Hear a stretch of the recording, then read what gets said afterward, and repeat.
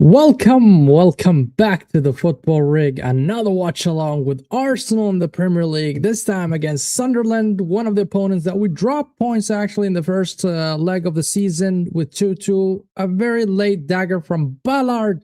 Nevertheless, an Arsenal graduate. But this is a moment for us to extend our gap to, I would say, 9 points before the Manchester City game.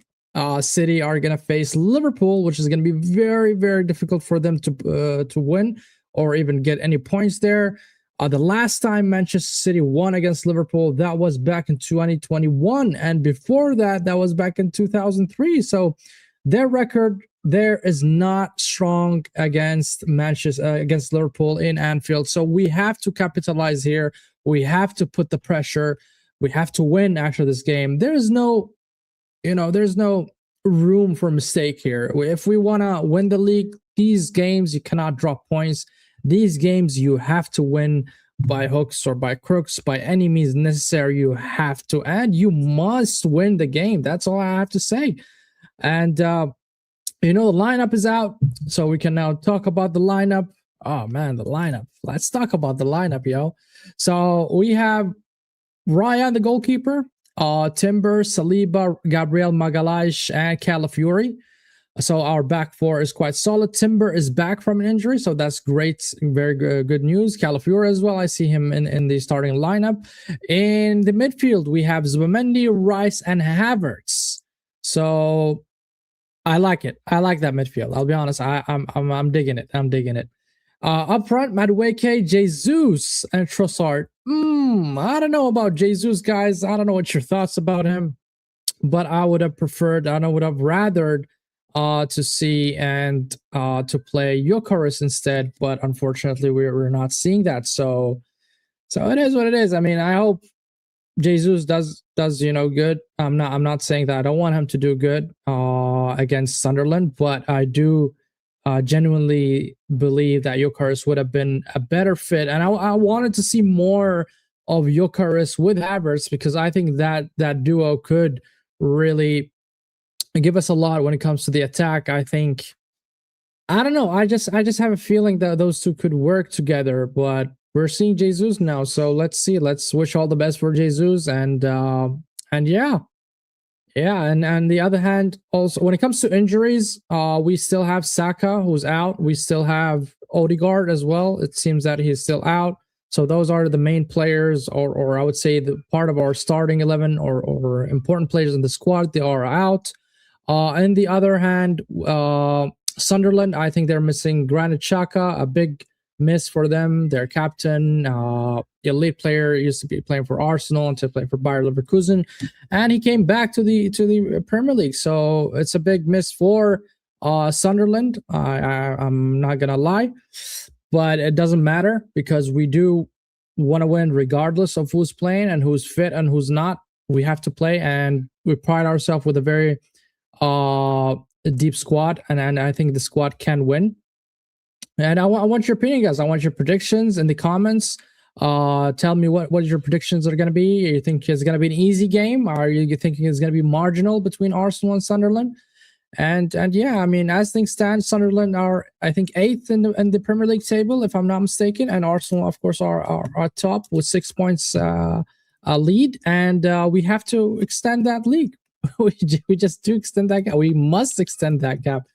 And I'm emphasizing this, and I do hope that we don't fumble it, because if they do, I'm gonna have a mazzoline here. So yeah, they're 8th. They're 8th in the Premier League, and I think Sunderland is one of the teams that are, they started very strong this season. I think they had a very good run at the beginning. They were actually top 3, top 4. But obviously, we all knew that they couldn't really carry on until the end of season with that kind of performance. But they did very well for a team who just got promoted to the Premier League, coming from the Premiership and League One, whatever. And honestly speaking, I didn't expect Sunderland to put such a performance this season. So you have to show a little bit of respect, not too much, because you are superior to them. You have better players, and And also, just a bonus, you're playing in your own home and your own stadium, which is Emirates Stadium. So you can't have Sunderland, intimidate you by any means or by any chance. Big up, Denzel. How are you, bro? Big up to you, bro. You feeling confident, Denzel? You feel that we're gonna smash Sunderland, or you are a bit worried or concerned about Arsenal? Denzel, and tell me, what do you think about the lineup and your prediction as well? Just drop your predictions, guys, in the comments. I'm actually gonna write the comment there. What is your prediction for the game? Yeah, so I'm gonna drop that comment. Actually, I'm gonna pin it because I do want to see what people think the prediction will be for this particular game. If they think it's going to be an easy win for Arsenal, or, marginal, or even a loss. I don't think it's a loss. I don't think any sane person would say it's a loss, man. I don't think there's any sane person who's going to say it's a loss, but we got to watch out. We got to watch out, guys. We just have to watch our back. We have to really take it serious and just kill the game as early as possible, Yeah, nothing happening first half. Front four is poor. Not one goal scorer. Are you saying from both sides, or you're just saying in general in the game, you think it's going to be dull in the first half? I'm a bit worried, but I think we'll win, and I'll go 2-0 Arsenal. There you go. That kind of concern and when you're worried like that, I think the players are feeling it, because they're like, yo, listen, we have a very good chance now. We have a good chance to extend the gap for 9 points and put the pressure on City, because City are playing Liverpool. I mean, we all agree here that City have a more difficult fixture than Arsenal, and I'm not disputing that fact. But the fact is, we have to win. We have to put the pressure on, because if they do drop points, I think mentally they're gonna give up. They're gonna give up. Already we were seeing a lot of comments coming from Rodri. So and he's been so shameless, saying that, oh, the refs don't want City to win because we won a lot. I mean, what? Just because of a bad referee call? I mean, that kind of mentality, and he's the guy who's saying winning mentality and all that crap. So I don't know what to say to you, bro. You gotta preach, man. There, I'm preaching there a little bit, but I want to see that happening, and I want to pay back. I want a revenge, man. I want to win against City, and thank God they are against us in the cup, and I think we're gonna win also the Carabao Cup against them in 22nd of March. Until we are 9 points clear or more, I'll always be shaky. Yeah, I agree. I diagnosed that the majority of Arsenal fans, and I'm one of them, and probably the first in line, I would say, that suffer from PTSD. As we are always close to success, but unfortunately we never got there. And it's been a long time. It's been 6 years since our trophy under Arteta, and it's been almost 2 decades, 22 years since our last Premier League. So I understand. When you're a bit hesitant to be to say that we're gonna win it. Lack of confidence. Arteta have never done it. All of that, are factors why Arsenal fans cannot show the chest as things stand. But I think the team is in a very good position right now. We are performing very well in all comps, to be honest. The domestic cups, the UCL, as well as the Premier League. I think we're doing very, very good. I think we're doing very, very good. And I hope it continues like that. And I think it will. I genuinely believe that. And I think we're going to get trophies this season.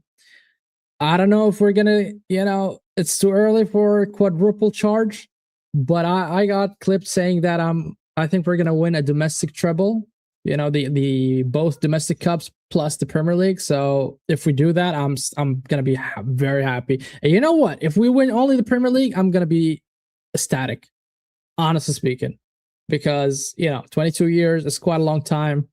And if we do win the league, I'm gonna be so happy about it, and we can just top it with a couple of cups. I mean, the UCL is a different conversation; it's a different ball game.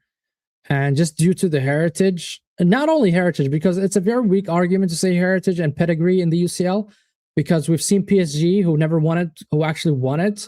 And we've seen Manchester City as well, who won it. Who else won it that I've witnessed? Chelsea as well won it for the first time. But before they did, they all dominated domestically in their respective leagues before they went on and won the UCL. You know, how many years we've seen Manchester City, our favorites back in 2017, 18, 19, all of these years, City was one of the favorites to win the UCL, but they never did until, you know, they won it in 2023 with when they won the treble. I want to be as far ahead with our point so we could focus more on champs. Yeah, I think that's the right approach. I think if we extend the gap right now, if City drop a couple of more games, I think we can call it a day and say, yep, man, we're wrapping up this league, man. We're wrapping up this league as soon as possible. And if we do, I agree with you. First things first, you're going to focus more on the other competitions, the Cups and the Champions League. Not only that, you're going to rotate your players as well quite effectively, because, you know, when you're playing in the league where you are, you know, kind of winning it anyways, you're not going to play your strong 11. You're going to rotate. I know you got to keep your players in shape and in form, but you're not going to rely on them week in and week out for every game in the league, right? So you can rest them. You can focus more on the Champions League, like you said. So, yeah, man. And we are not Liverpool fans, so no quad talk here. I'm just saying, man, it's an early conversation to have. And you know what? It's no team has done it before for a reason, because it's very, very difficult to juggle between those competitions, honestly speaking. But I think we can win at least a double, you know. A double would be, I think, a very, very good year for Arsenal. If they win a domestic cup, it's either the Carabao Cup or the FA plus the league. For me, the most important trophy right now is winning the Premier League. That's the most important one for me. Win the Premier League. I know UCL, we all wish we had the UCL because we never actually won the UCL before in our history, but I would want the league first. And from there, I can build. Get the league, try to go back to back, and then you're already strong in the UCL, strengthening your squad more, and then maybe I would say, okay, now it's the time for the UCL. But as things stand now, I want the league. I want the league first. I want to secure that. I want to make sure we win it. I don't want to bottle it, man. I don't want to bottle it, man. I showed so much chess in the community and at work as well. And you know what? If we lose that, it's gonna be a long summer for me. A very long summer. I'm just gonna hide. I'm just gonna go, you know, to some island and disappear, you know, until the next season starts, because, you know, the banter I'm gonna get. Oh my god. If Arteta wins the champs, make him a statue. Yeah. T even offered to do it himself by his hand. He said, with my spit and some paper, I'm gonna mold it myself. So yeah, man, we're all gonna rate Arteta at that point. And a lot of people say that we as Arsenal fans are in between. Some Arteta outers and some want Arteta to stay.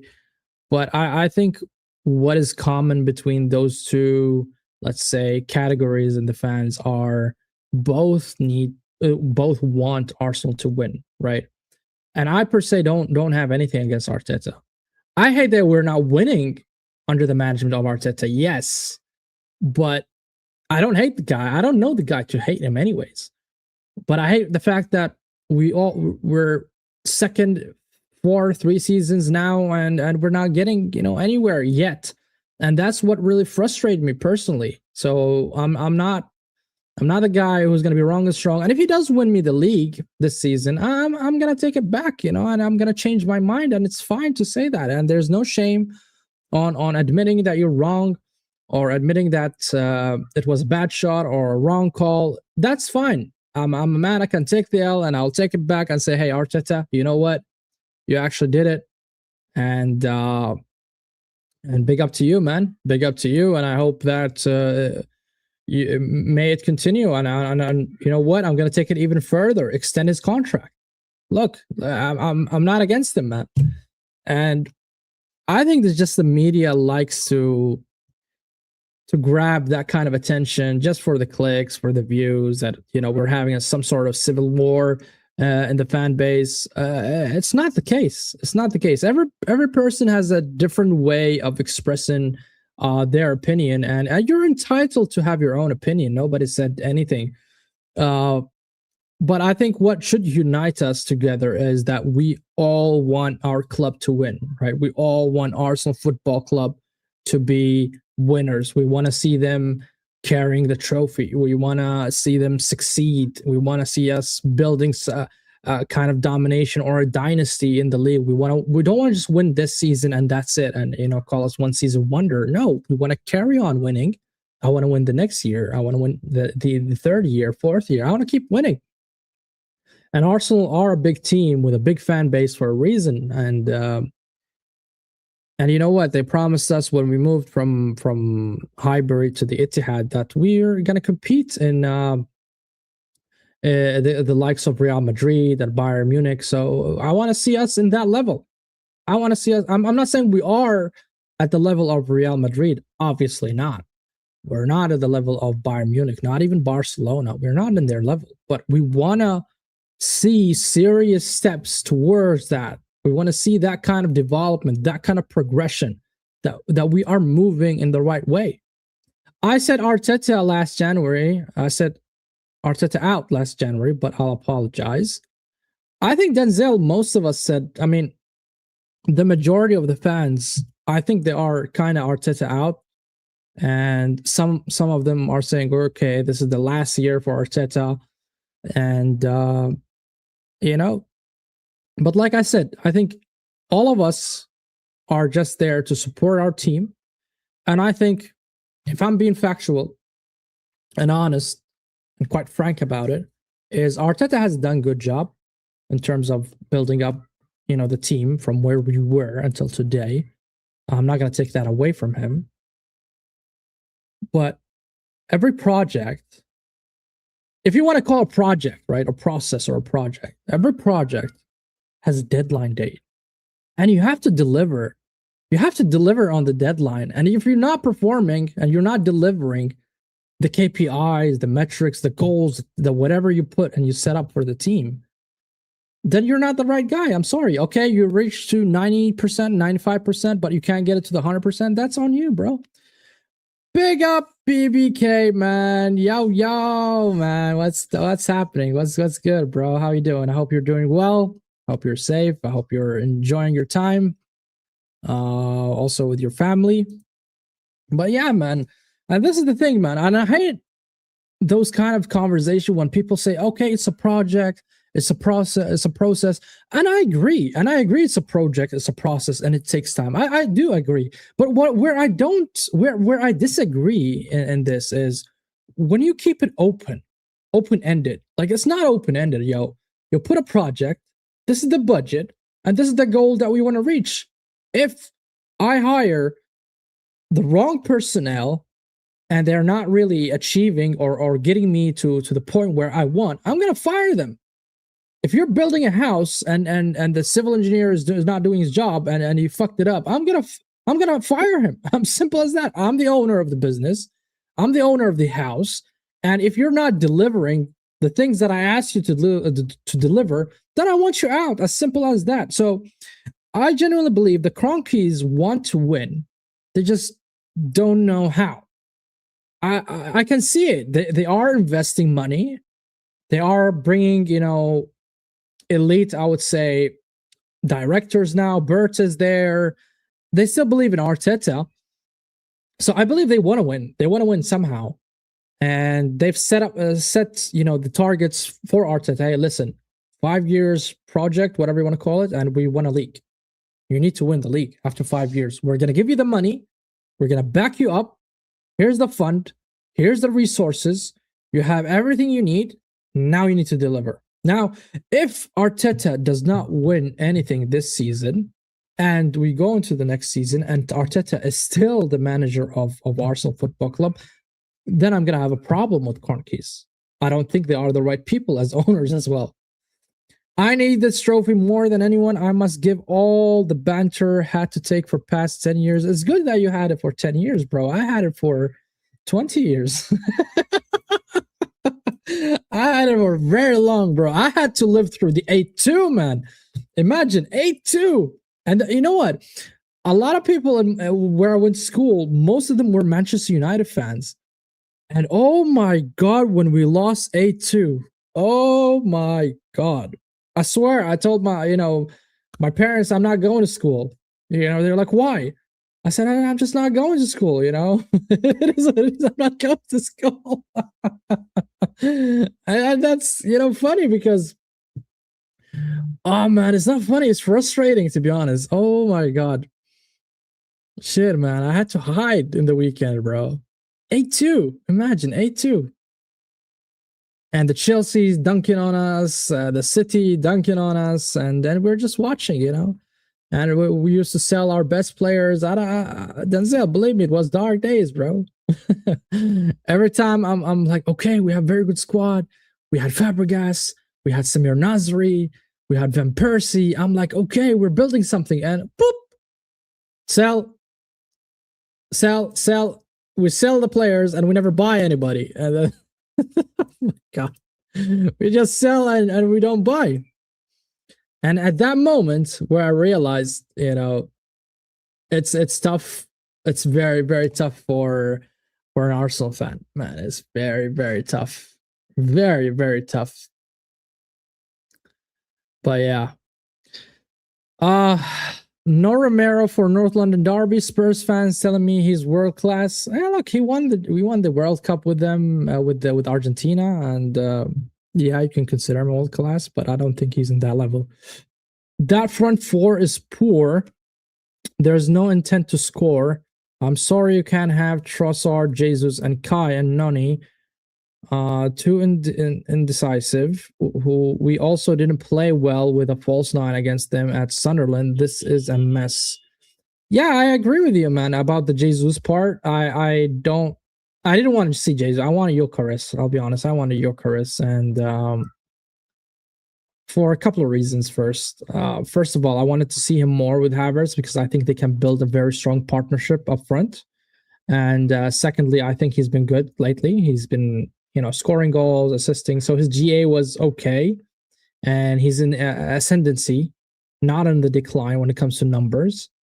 And also physically, Sunderland is a physical team. They're going to bully you. They're going to try to push you around. And I think Gyökeres is a type of player that you cannot just bully easily, like Jesus, or Trossard. I think Gyökeres can hold his ground. I think he can offer us stability and a pivotal point in up front, because if you have a strong striker, then he's going to occupy that mid area, and it will allow spaces for the wings to probably do something. And I don't know, tactically didn't make sense to me. And also emotional level as well. I'm not emotional a lot when it comes to players. I just want to play whatever. I mean, whoever is in form, especially when it comes to attackers. I believe that if you have a player up front that is scoring goals, keep him.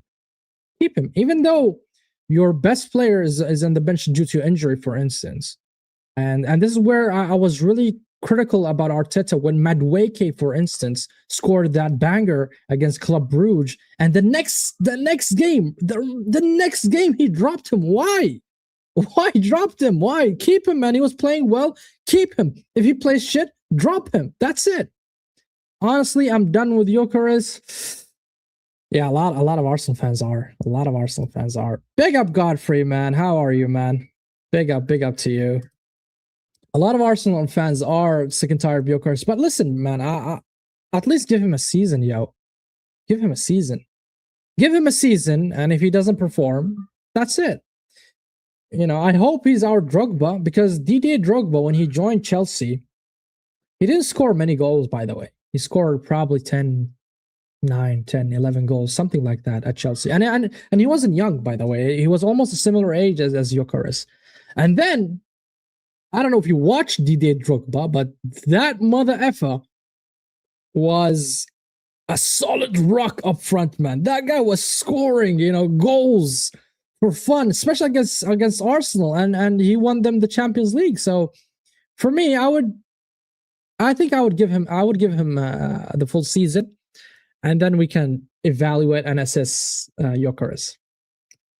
I'll see next season, but I'll depend on us getting Alvarez. By the way, if you're talking about Alvarez, both players have similar GA. They have similar GA, bro. So what now, Denzel?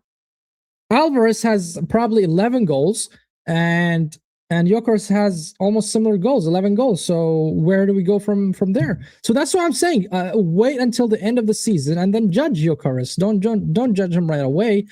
Big up Gianni in the house. Gianni, man, how you doing, bro? Hope you're doing well. Hope you keep yourself warm as well. And give us guys your prediction, man. And don't forget, guys, to hit the like button and subscribe to the channel before the game starts. It's going to start in a couple of minutes. And I'm excited. By the way, I think United won against Tottenham. I left the 2-0 for United. Man, United are picking up form. I can't lie. Alvarez hasn't scored in his last 11. See, that's what I'm talking about, bro. That's what I'm talking about. Alvarez had checked out of Atletico Madrid. That's why his numbers are low.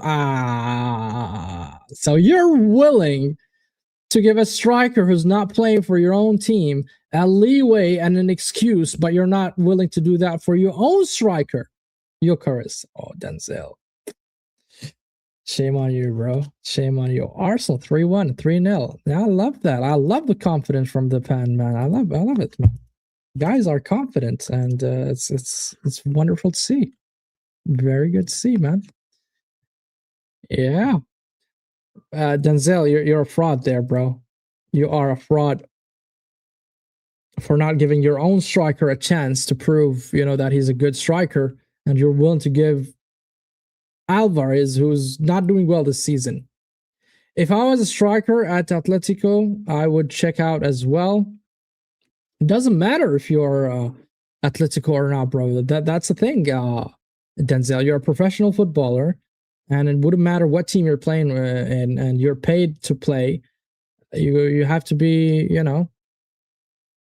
you have to respect that contract, and you have to perform. So what if he's at Arsenal, and let's say we have a bad patch or whatever of games? So you think he's gonna drop off as well, or he's gonna just check out as you just called it? Then I don't want him in my team. If you are impacted because of results and you're emotional about it, then I don't want you in my team. Yo, you're being paid $300K a week for you to be emotional. Now get the hell out of here, man. Get the hell out of here, bro. I don't know, man. It doesn't work in my head, bro. It doesn't. It just doesn't work. Doesn't. And we had this conversation length with T, with the guys, even Gianni and them. And I think the majority of us, I don't know if it's hopium, but I think we want him to succeed, obviously, as an Arsenal player.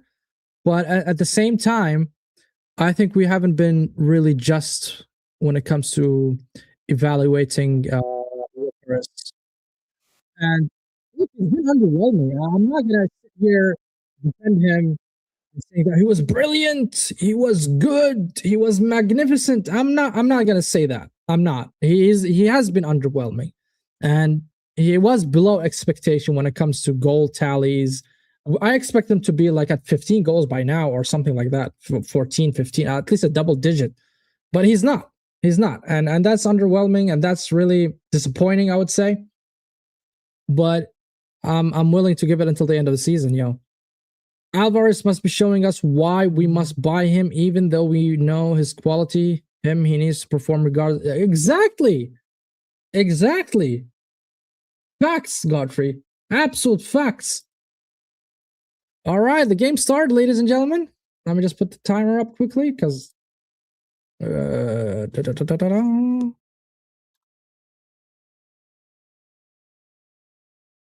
set, and start. Let's go, man. Arsenal. We're here to win. We are here to win. All right. I'm excited about the game, guys. Oh, let's see, man. Is that first corner? No. Oh, Havertz missed the header. Okay, Havertz missing the header, man. I like it. I like the energy from the beginning. Go all gun ho on them, bro. No mercy. It shows how much the desire and the hunger of the Arsenal players and the coach and the fans. And I want this stadium to be loud. I hate it when my own stadium is quiet. I don't want that. I want this stadium to be loud. I want them to scream their lungs out. Hello, Sarayda. It's been a while. I haven't seen you, man. I haven't seen you. I hope you're doing well, honestly, because I was wondering where you've been. I'm quite tired today. We'll listen in the background. Come on, you gooners. All right, Sarayda. I hope you're okay and have a good rest.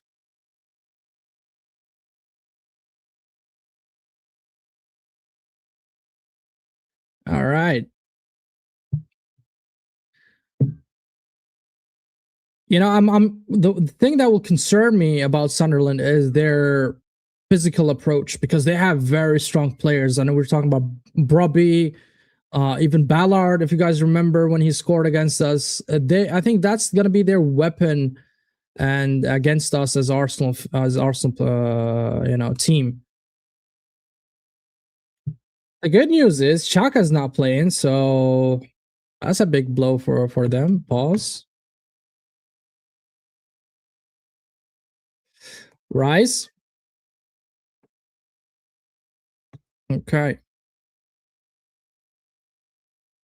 And by the way, guys, Gabriel Magalhaes is our captain today. I'm glad to see that. I think he's a good leader, and this game is probably going to showcase that. I don't like that Odegaard is our captain. I don't like even Saka is our second captain. And by the way, Marino is our third captain.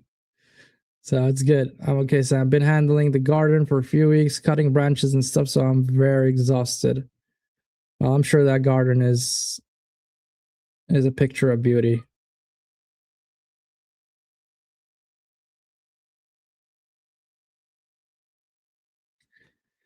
The good news, guys, Jurgen Timber is back.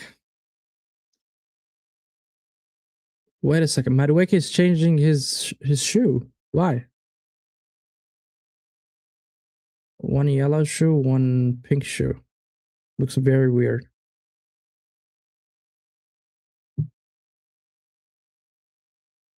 Acre. Oh, ooh la la, ooh la la, ooh la la. Aye, Madueke, what are you doing? Since you wore that pink shoe, I think you dipped there. Look at this, man. Saliba fighting with Brobby. Love it, love it, love it. That's what I want to see. I don't want you to just surrender there. Just hold your ground, fight. Fight, fight, fight. Declan Rice. When I will see Declan Rice as our captain? When am I gonna see that? Okay, Trossard on the left.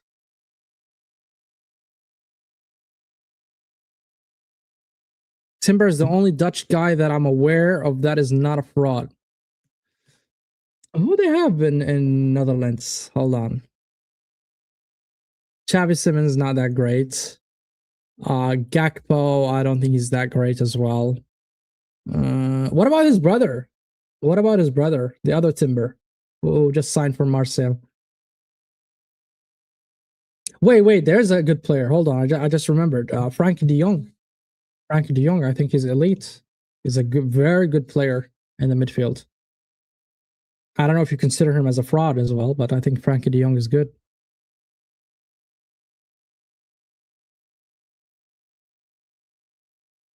Long ball from Sunderland. Okay, Gabriel. Nice. Trossard, come on. Jesus, what the hell are you doing there, Jesus?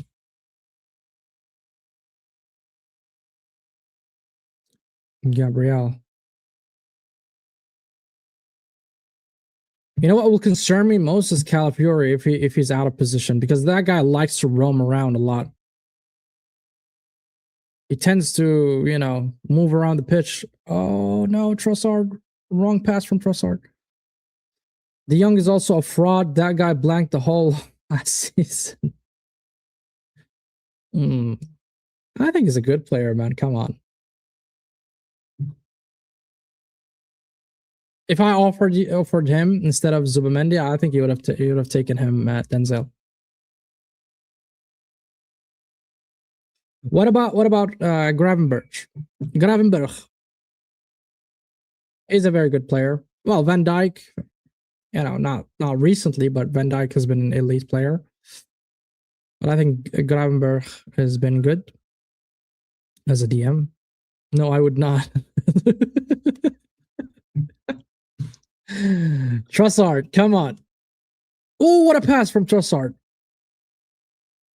Trossard has been doing a lot of errors when it comes to passing. Mino Laiki. Oh my god, a foul against Arsenal.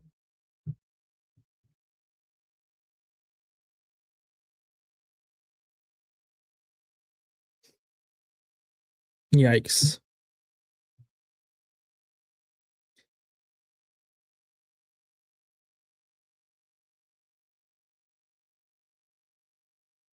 Yeah, why did it turn? There we go. Now we can talk. Love it. And see the scores of the other games as well. It's going to be a long ball inside the box from Sunderland. Look, every single Sunderland player is inside the box. Oh, blah. Oh, Ryan, no, Robbie. Oh, it was cleared from Saliba or Gabriel. I can't tell, but damn. Raya with a Boza moment. Okay? Madueke, come on, fast. Move the ball, man. Move the ball. Calafiori, what is he doing? Calafiori, man. Van Dijk has been quite fraudulent this season. Yeah, I agree. I mean, barring this season, what Raya was doing there. Oh my God, Raya. That's what I'm telling you guys. When it comes to physical battle between Sunderland and Arsenal, it's going to be tough. And this is now the first attempt from them, and it demonstrates the point that I'm trying to make here. Who cleared it? Was it Havertz? I think Havertz cleared it. Well done, man. Well done, Havertz.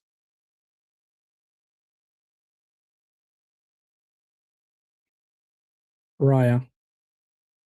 And Raya is considered to be a little bit short for a goalkeeper.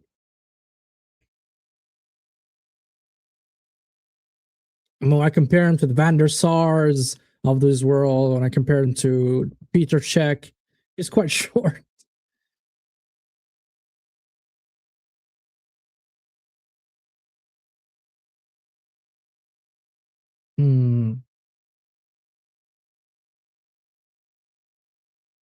Wow, Man United now are 3 points away from City. Oh my. City better not lose the game against Liverpool. Oh. Nice.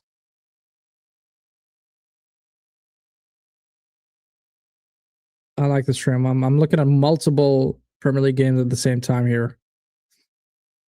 Or at least they're bringing the highlights from the other games. City better lose against Liverpool. Yeah, that's what I want, man. And I'm probably going to do a watch along for that game. And I'm going to be a Scouser, you never walk alone. I'm going to sing that shit louder than any Liverpool fan. I'm shameless like that, I support Spurs, bro. What you mean?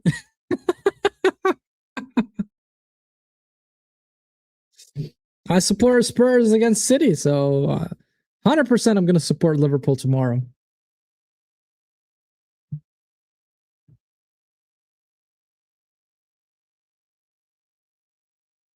Okay. Arsenal are not looking so good so far. Not gonna lie, they're not impressive. They're conceding chances. They're allowing possession to Sunderland.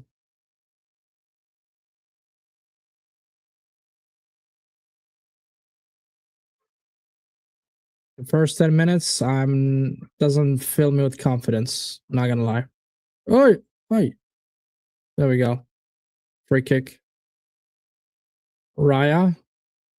Is he gonna go long or is he gonna pass it? He's probably gonna go long. No. How Spurs drew against City, then proceed to lose it to United. Frank is a proper gooner. Yeah, man, it's weird. But to be fair to them, they had a red card, so I think it was early in the game because I only watched the second half. I don't know. Ooh, Bournemouth. Bournemouth was gonna score against Aston Villa. That's another game, man. At Vitality Stadium. Oh la la! Calafiori the cross, but cleared by Sunderland. Sunderland on the counter.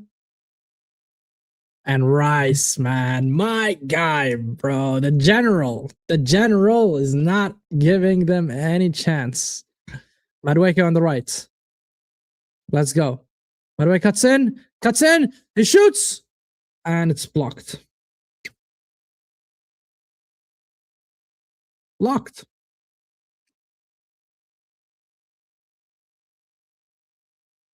Cleared by Sunderland.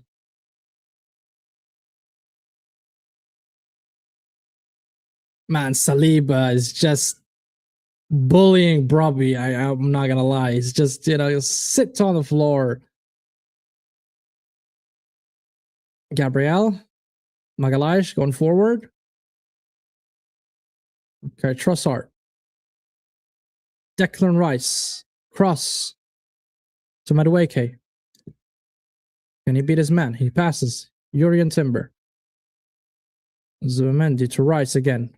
Back to Zubimendi. Come on, guys. Where's Madueke? Why is he inside?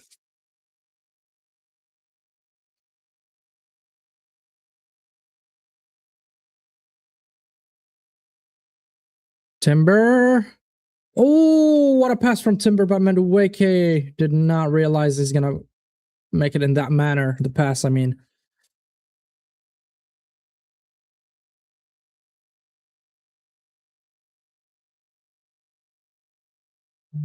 West Ham scores. It's a devastating battle at the relegation zone. And that's important goal for West Ham. West Ham 1, Burnley 0. And it's away, by the way, at Turf Moor.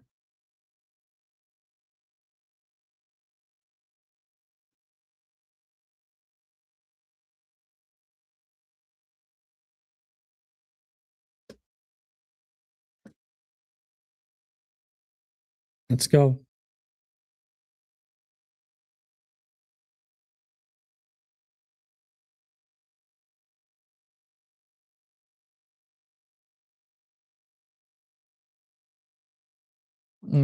Sunderland passing the ball at the back, trying to build. Aye.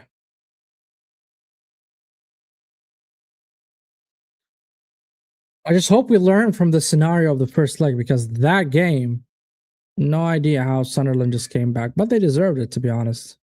And we just don't want that kind of scenario happening here.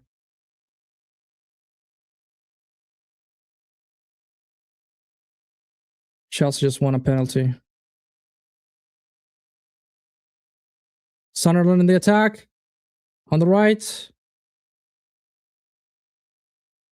Cross and cleared by Gabriel. Nice. Lovely tackle. Palmer scores, man. 1-0 for Chelsea.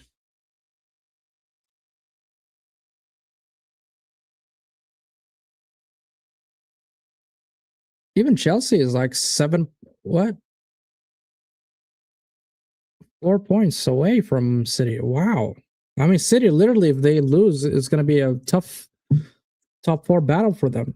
United, Chelsea, Villa, even Liverpool are in the mix. So we got to make sure we build that gap.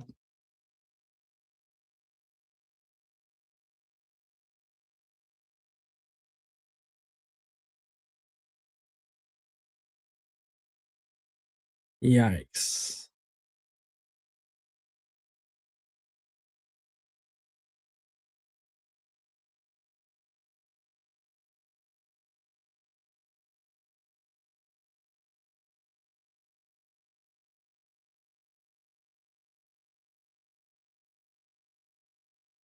Arsenal are trying.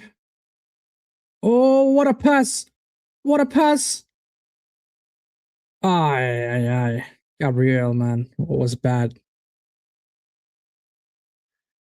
Throwing for Arsenal. Calafiori. Trossard. Nice pass. Declan 1-2 with Trossard. Still at the edge of the box. Cannot make a cross. So many Sunderland. 4 players are in that area. Oh my god.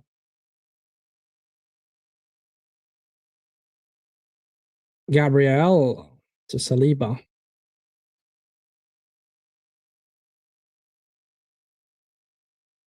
Declan. Cross inside the box, but cleared. Calafiori with a shot. Havertz. Yeah. What a control. It was a bad control from Havertz. Timber, what are you doing, man? Sometimes Timber feels like he's a one-man army. Feels like that at instances. Penalty Palmer. Yeah. Palmer scored from a penalty there. 1-0 for Chelsea against Wolves.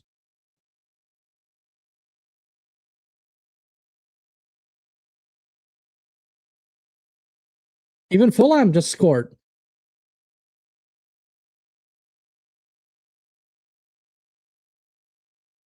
Raul Jimenez just scored.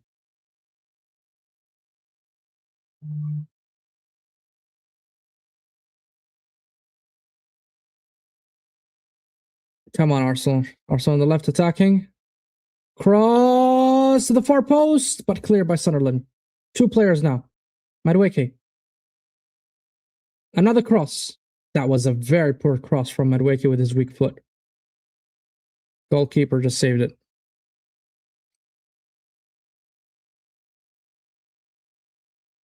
Yeah, that's an own goal for Fulham.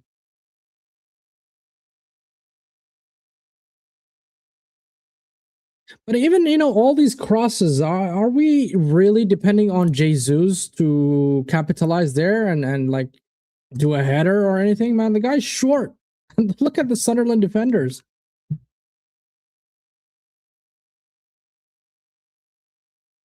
And I just mentioned that. Look at that. The camera just pointing at Gyökeres. Man, I'm telling you, man, the eye test does not lie. Because Arsenal are depending on crosses inside, and it's very difficult for Jesus to, capitalize on any of those crosses outside. Because he's quite short compared to the Sunderland defenders. I know he's more technical than Gyökeres, but the way we are playing right now, it's not like we are counting on the technicality or short passes or any of that kind of play style.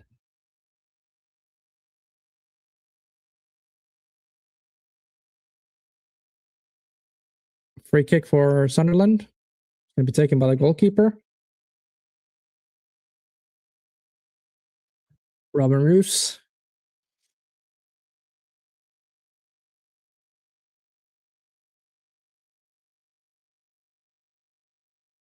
Long ball. And cleared by Saliba. Well done, Saliba. Oh, Trossard. Nice block.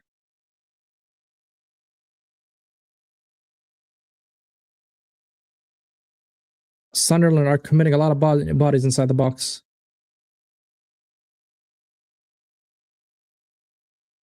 And it's going to be a throwing for them. Yeah, that's going to be their game plan. Yukers can't hit the ball like that either. Well, at least he's better than Jesus in that. I'm not saying he's, terrific and fantastic at them, but given his height, given his width, I think he can put himself in a better position than Jesus. Man, look at Sunderland, man. This worries me, man. When they're committing a lot of bodies inside the box and just it's gonna be tough for Arsenal to defend. Long throw and cleared. Nice. And you know what? What's also frustrating that we don't have a player that will punish them and hit them on the transition like Martinelli, like a very pacey player and fast player. We have Martinelli on the bench. Jesus is not that fast. Trossard is not that fast. I don't know about Madueke's top speed. I haven't really seen him do a sprint. I know he's electric when it comes to the acceleration, but when it comes to speed over a certain distance, I cannot claim that he's fast.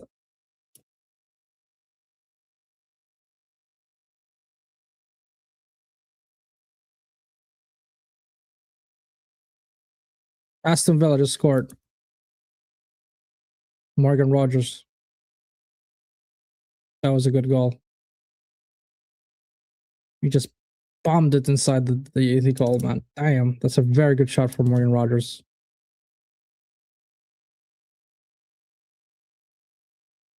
Very powerful shot. Madueke inside, cross, again, crossing, but nobody's there.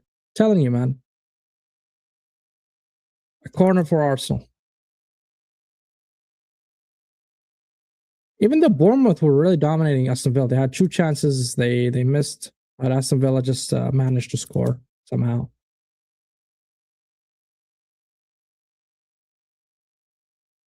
Come on, Arsenal. This is the first corner of the game. Madueke is going to take it.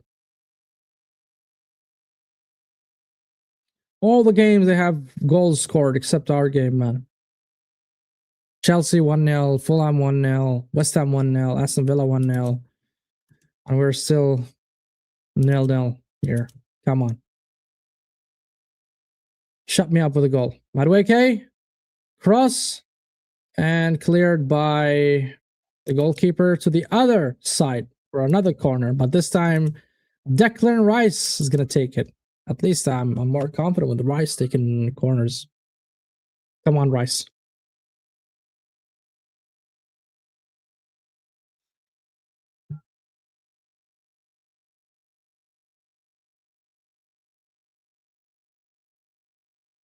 Come on, Rice. I believe.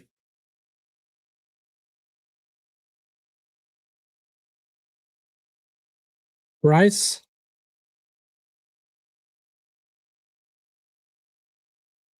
Cross. And cleared by the defender. Oh, what a shot from Trossard, but blocked by Sunderland again.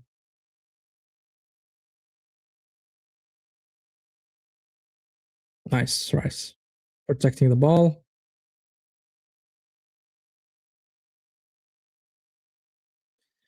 The player that I haven't seen yet is Zubamendi. I haven't seen Zubamendi. Madueke cuts in, dribbles, first one, second one, does nothing, goes back.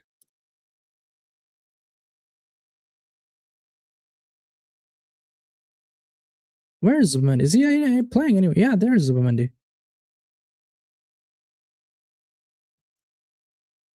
Feels like he's a ghost.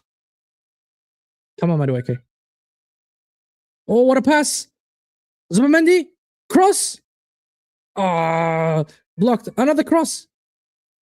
Again, nobody. Again.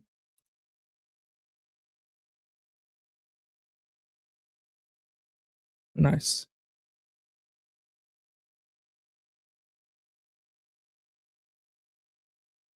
Oh, that's a yellow card. Saliba, nah, man. Saliba got a yellow card. That was so... Nah, that was so bad, Saliba. Why the hell would you knock him out like that, man? Look at the hands. He's holding him. He's grabbing him, man. He's hugging him, actually. Nah, Saliba, man. You should have let him go. Should have let him go and tried, This is a problem. This is a problem. Saliba, yellow card.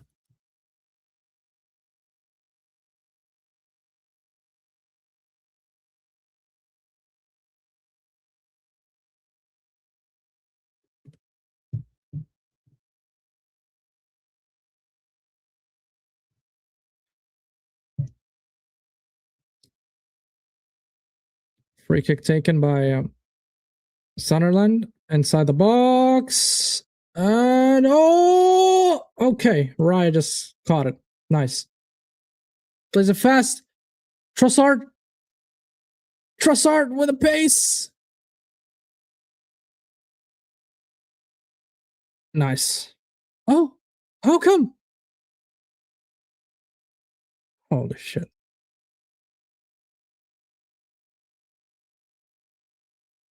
West Ham just scored a second goal.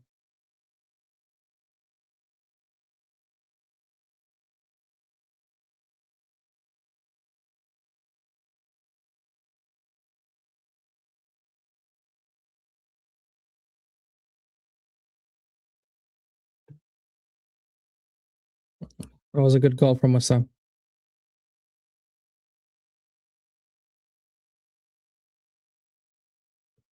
I'm telling you guys, all the games we can see goals except our game. Come on, Havertz. Oh, nice, Madueke.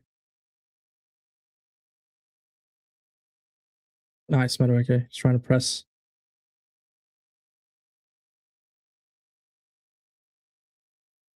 Sunderland player is down.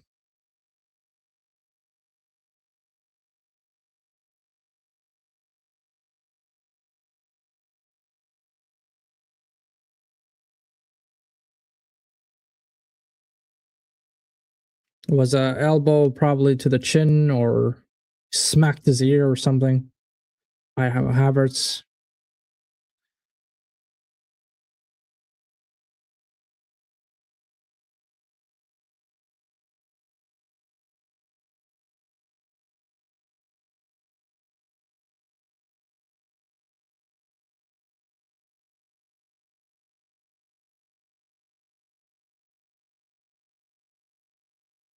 Yeah, I'm not liking this, guys. I'm not liking this.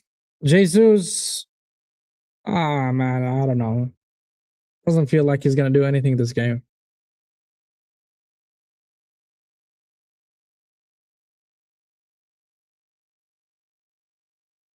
I don't know why Arteta doesn't get his lineup good from the start.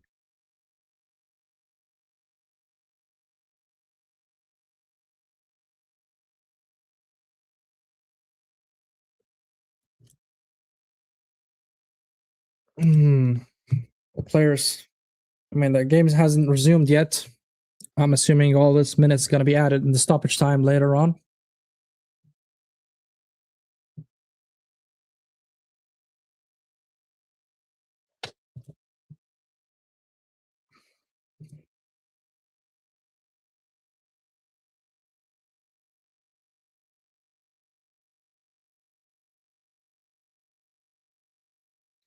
All right, resume the game now. Finally.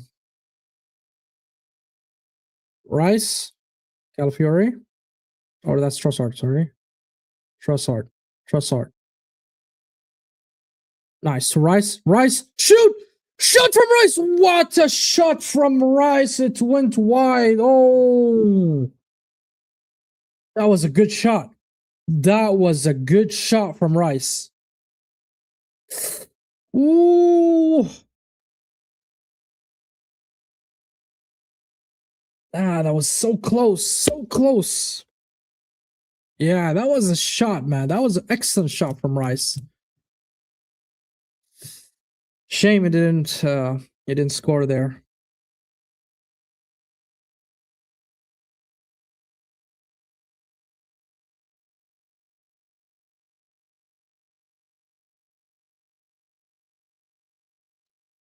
Calafiori, another foul, man.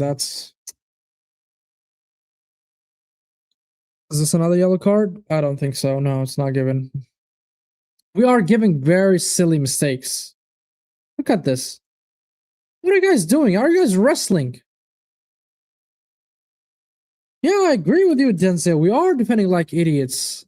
And we're giving silly mistakes in very dangerous areas to Sunderland to it could be a chance for them. I mean, these guys are considering free kicks from their central half as like a set piece, you know? It's like a corner for them. Look at this. Every Sunderland player will be in the box right now.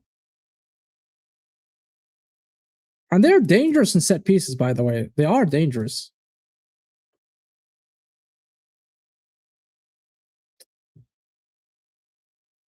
All right, Sunderland again.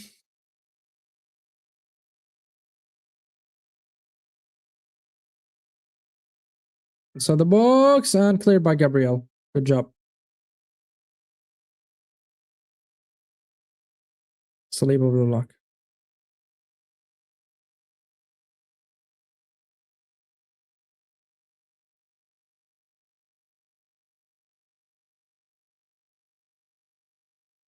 I can't lie, Sunderland are pressing us hard. Come on, Calafiori. Trossard. Come on, Calafiori. You have to overlap with him. Give him an option, at least.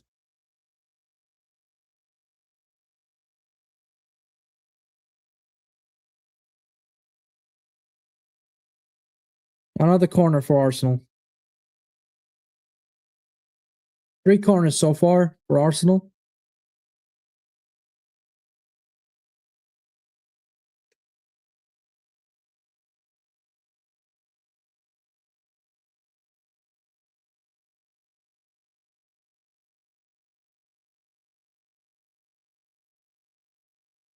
Why is Saliba standing outside the box?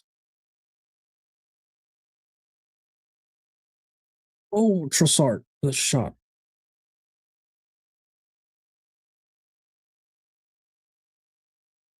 I don't understand why Saliba's not committing inside the box while during the corner kick. Is he afraid from the second yellow card? Because normally in our set piece routine, we see Saliba inside the box, either holding off the goalkeeper. Jesus, shot from Jesus, and it was saved.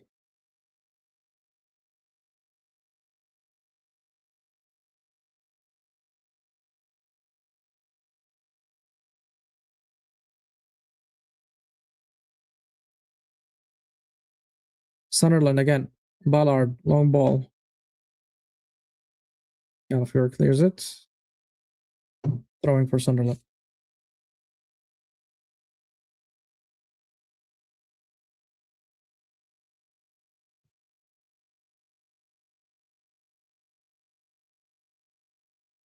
Come on.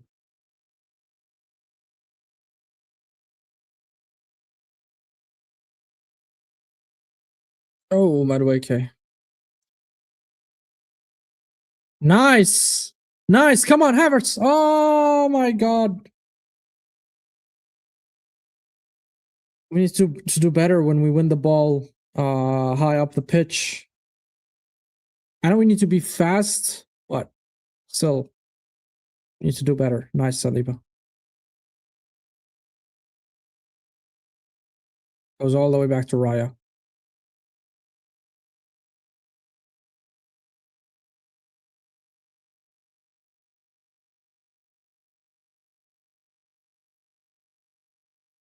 Now we're taking too long.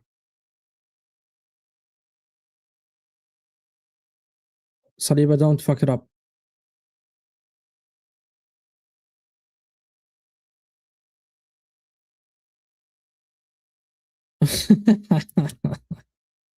Yeah, man, it's concerning sometimes, man. And you know, lately I've noticed Saliba has been doing a lot of mistakes when it comes to passing. A lot of mistakes. It's just, thank God, until now, we haven't seen any goal that came out of error from Saliba, but he's giving a lot of gifts, I would say.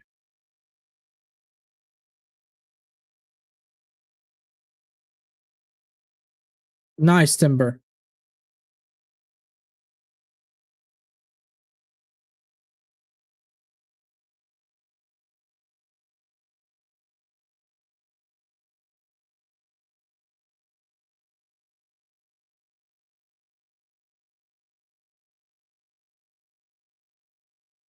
Look at this. Sunderland are getting away with murder, just passing the ball tiki taka on top of our head. And we're just watching.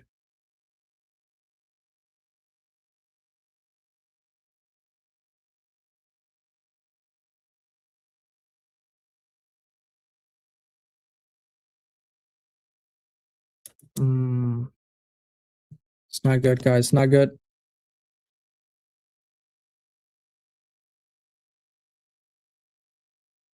Oh, the second penalty for Chelsea. Okay. Second penalty for Chelsea. Joao Pedro, again, same player.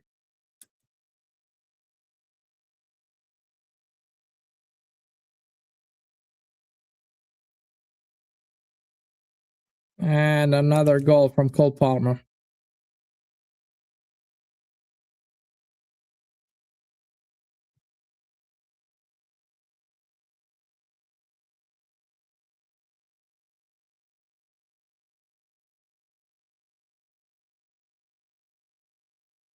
Come on. Come on, guys. We got to do better. We have to do better.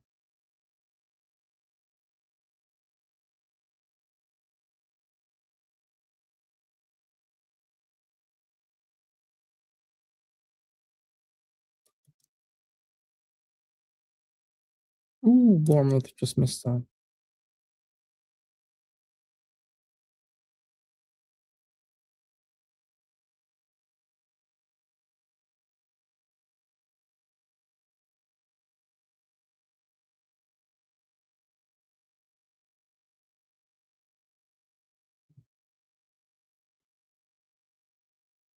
Yeah, that's another. Oh, that's the first corner for Sunderland this game.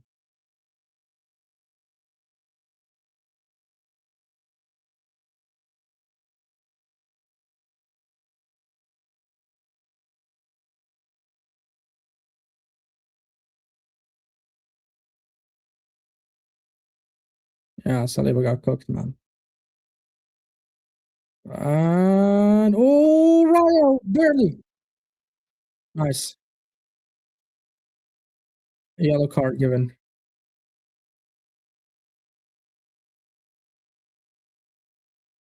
That's Diarra.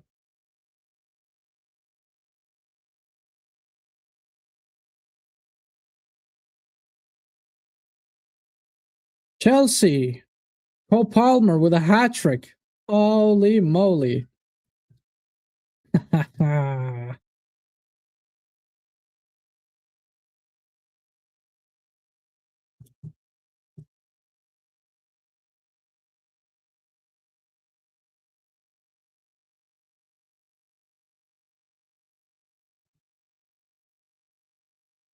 No changes, man. It's blue for them. I thought they were going to play with the black kit, the third kit, but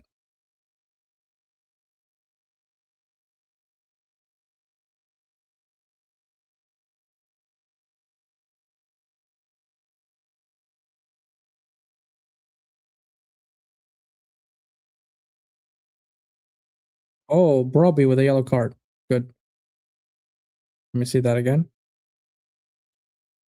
Ooh. I think that should be a red card. That should be a red card, not a yellow. I think that's a red card. We need to have a VAR check on that because I think that was a very nasty tackle.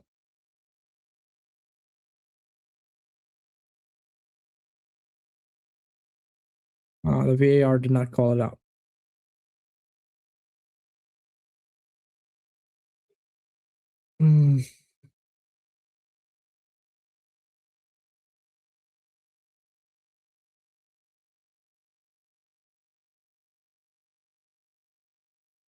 Can't lie, we look so lethargic and slow.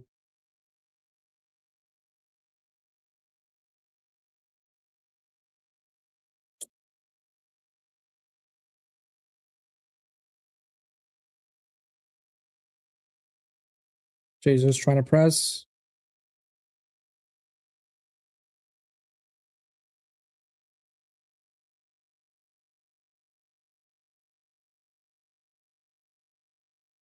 Madueke. Zubamendi.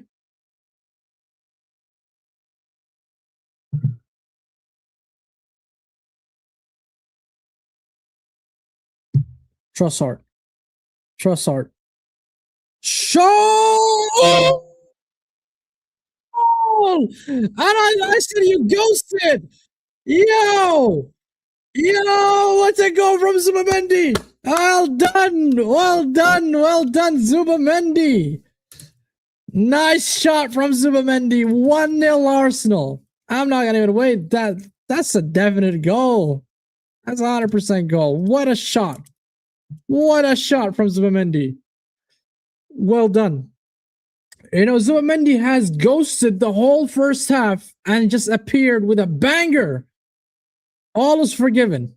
All is forgiven. Ooh, what a shot. Damn. Damn.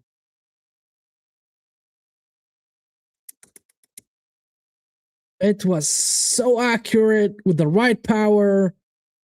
What a shot from Zubamendi. Hits the bar, just goes in. Lovely. Lovely. Sensational finish from Zubamendi. Sensational, brilliant, wonderful. What a beautiful goal. Just, I'm happy. There we go. At least we're going to go to second half with 1-0 up. That's a very good thing for us. Gives us an advantage. Breaks down the tension a little bit. Havertz. What a pass from Havertz. Jesus. 1-on-1. 1-on-1. Jesus. Jesus, you bum. Jesus, you bum. What the fuck, man? Oh my god. Oh my god. How the hell did you miss that? Shame on you. Absolutely shame on you, Jesus. Was it offside?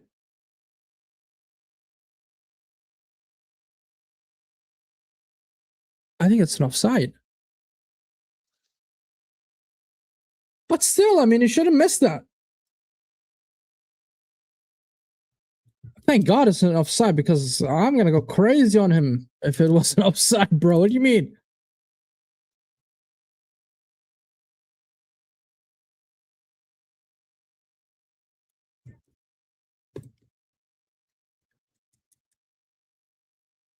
What a pass from Trossard, by the way. Trossard finding that space.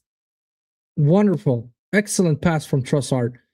But if it wasn't an offside, then Jesus. Hold on. Yep. It's an offside.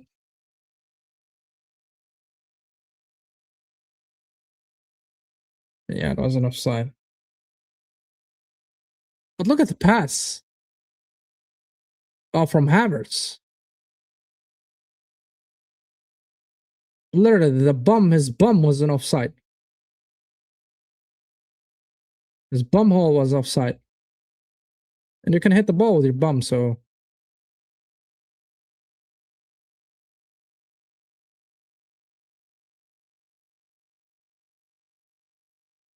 Trossard with the assist, by the way.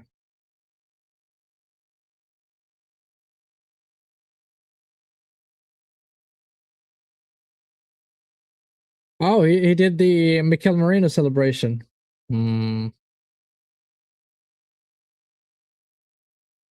He's gifting that goal to Merino.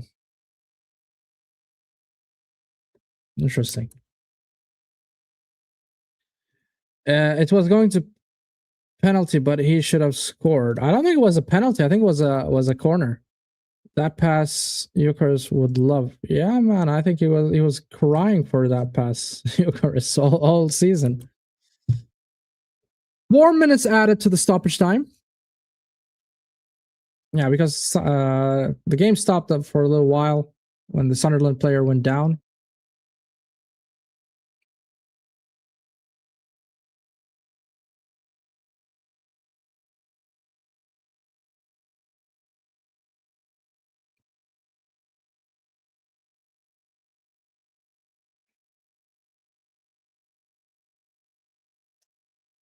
Come on.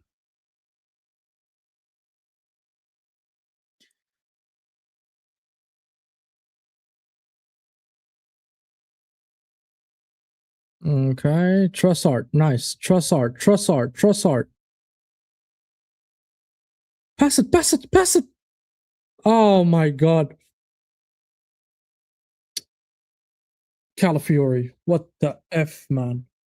Look at this, Calafiori. A yard shot. Let's say it by Raya. Yeah, man, Calafiori is not looking good. Come on, Havertz. Nice. Havertz. Come on, Havertz. Shoot. Woo, Havertz. What a shot. That was a very good idea. I mean, the idea was good. The execution was but yeah, man, that was good. هلا والله هلا بالحلو. والله تمام. ايش اخبارك انت؟ What a shot, man. Havertz with that shot. Imagine if we went in. That probably would have been goal of the season for Arsenal. Probably would have been goal of the season. I'm quite certain of it.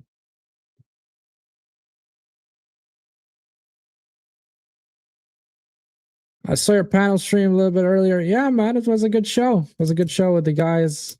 I mean, the panelists themselves, man. I like doing shows with them. Hope you're doing well, man. Zir, how's everything in your end? It's been a while. I haven't seen you, bro. Last time I saw you was with Lee Gunner. That was the last time I saw you in a stream. Big up to Zir, man. Make sure you guys subscribe to him as well.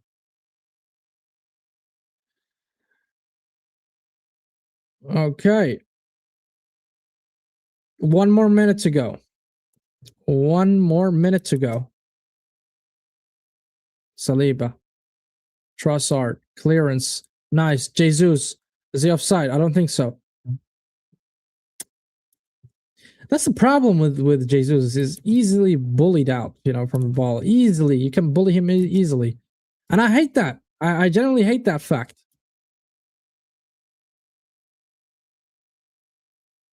Big up anyways, bro. And I have to say, brother, league is done. Well, tomorrow, I think is the game against Liverpool will determine that, I think. Because I think if City don't manage to win against Liverpool, I think it's done as well. And I would agree with you here.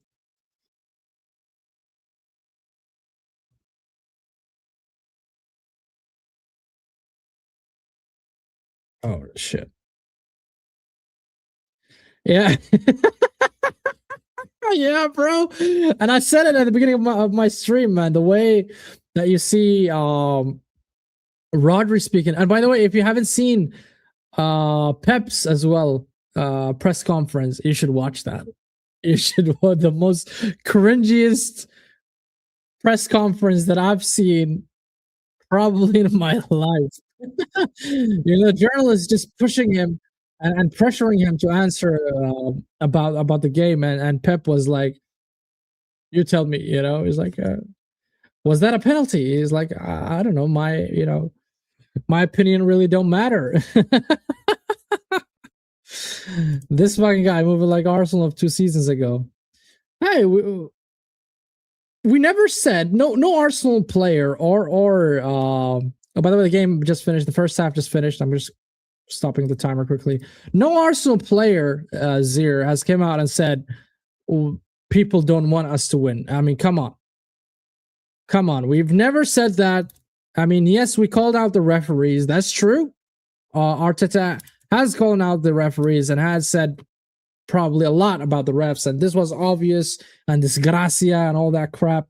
But we never said that the FA don't want us to win or something. That's crazy, bro.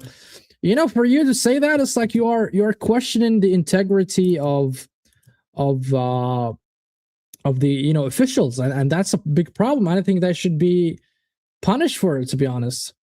They have many times.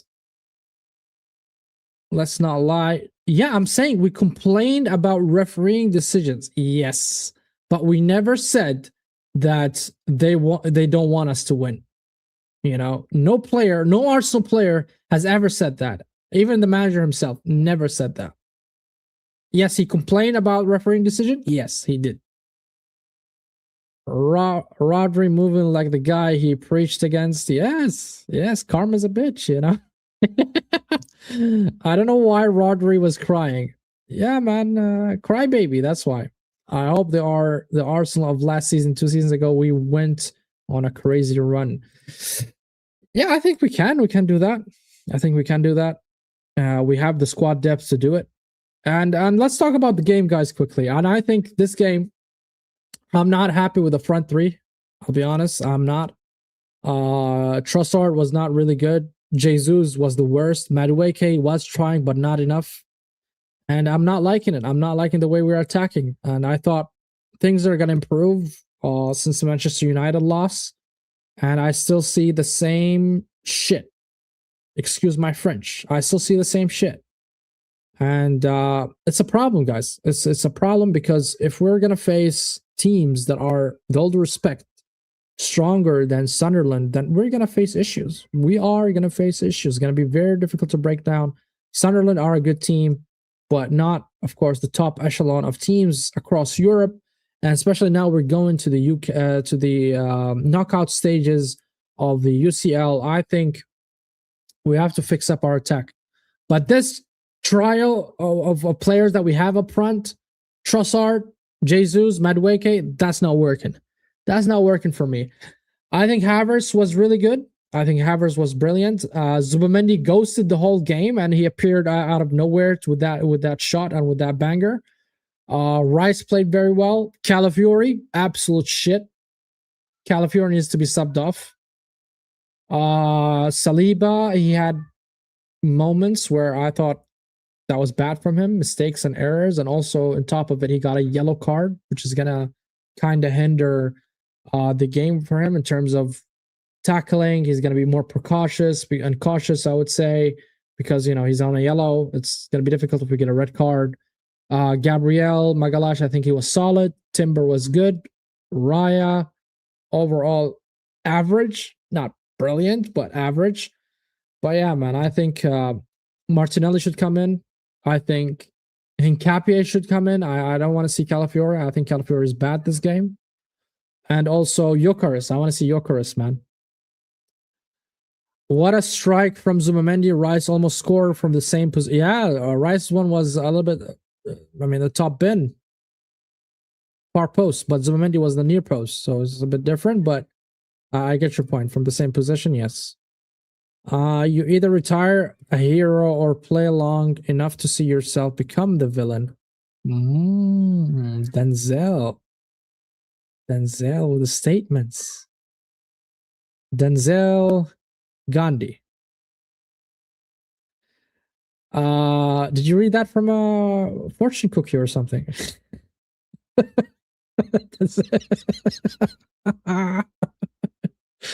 Sorry, I'm taking a piss, bro. That's fine. It's fine, bro. Jesus off immediately. Can't even time his run inside his own half.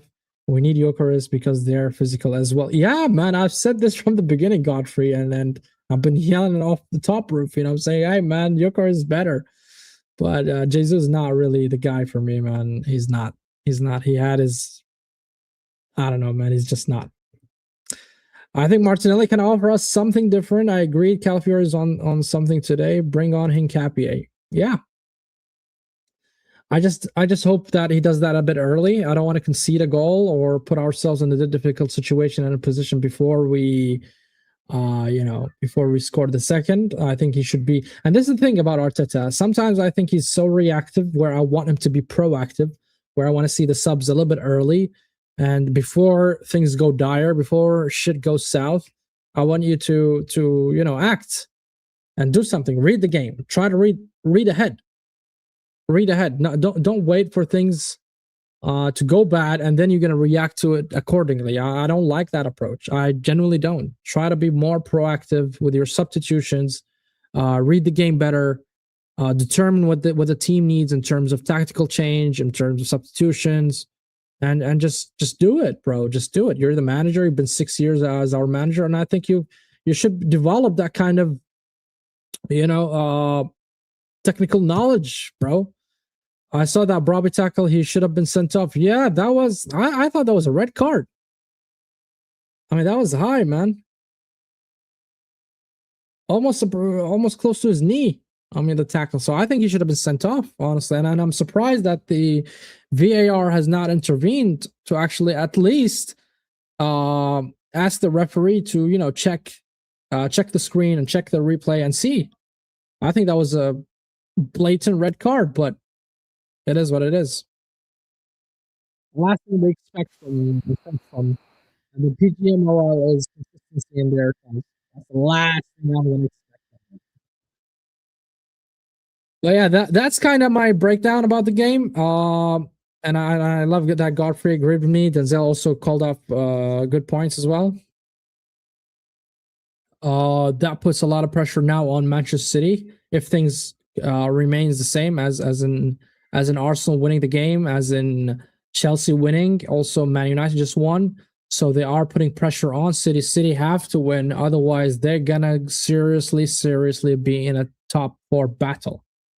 Top 4 battle, but guys, 3 points away from United. Imagine. Chelsea, by the way, scored 3 goals, a hat trick by Cole Palmer. The PGMOL doesn't want us to win. That's fine, Denzel. If we fans say that or feel that way, that's totally cool. But for a professional footballer to come out and say that out loud, that is mental. We just need the second goal to calm nerves. Yes, agreed. I don't want any surprise in that second half. Neither do I. I mean, I want a surprise that Arsenal going to play way better than I anticipate. That's the surprise I want to see. A good surprise, not a bad surprise.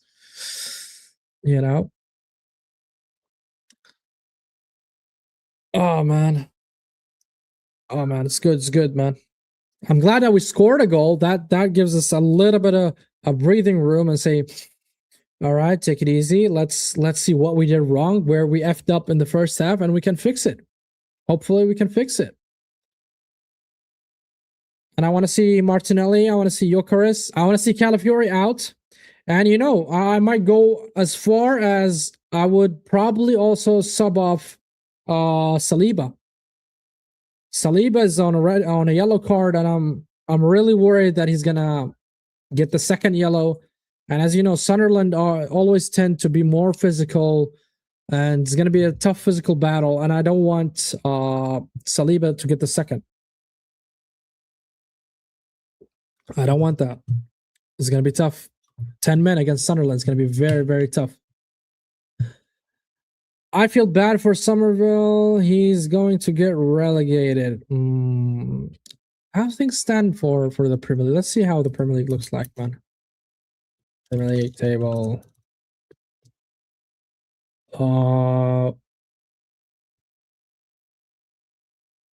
I mean, Leeds are still far away from relegation, I would say. I don't know. Do you think he's gonna be relegated? Oh, are we talking about the West Ham player? Because okay, I think they still have a chance, because if you look at the points, yeah. So Nottingham.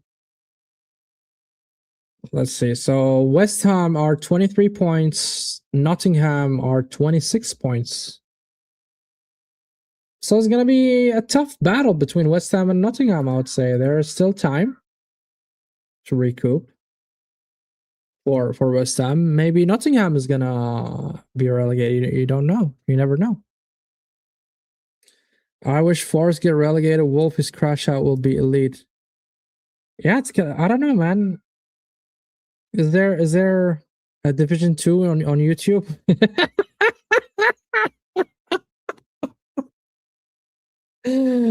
Big up Wolfie, man. He's gonna be going on streams just for the vibes. I don't think anybody will be like watching Nottingham Forest in the championship if they do get relegated. That would be, yeah. I don't know, man. You're just gonna tune in with Wolfie, and he's gonna banter every club probably, and they're gonna ask him. And when they ask the question about Nottingham, probably everybody's gonna go check, and see what Nottingham is doing in the championship, because nobody actually watches the championship. And if you are saying they watch the championship, man, you're a blatant liar, bro. You don't fucking lie. Get out of here, man. Just get out of here. Nobody watches that shit, and that's the reality of the situation. But yeah.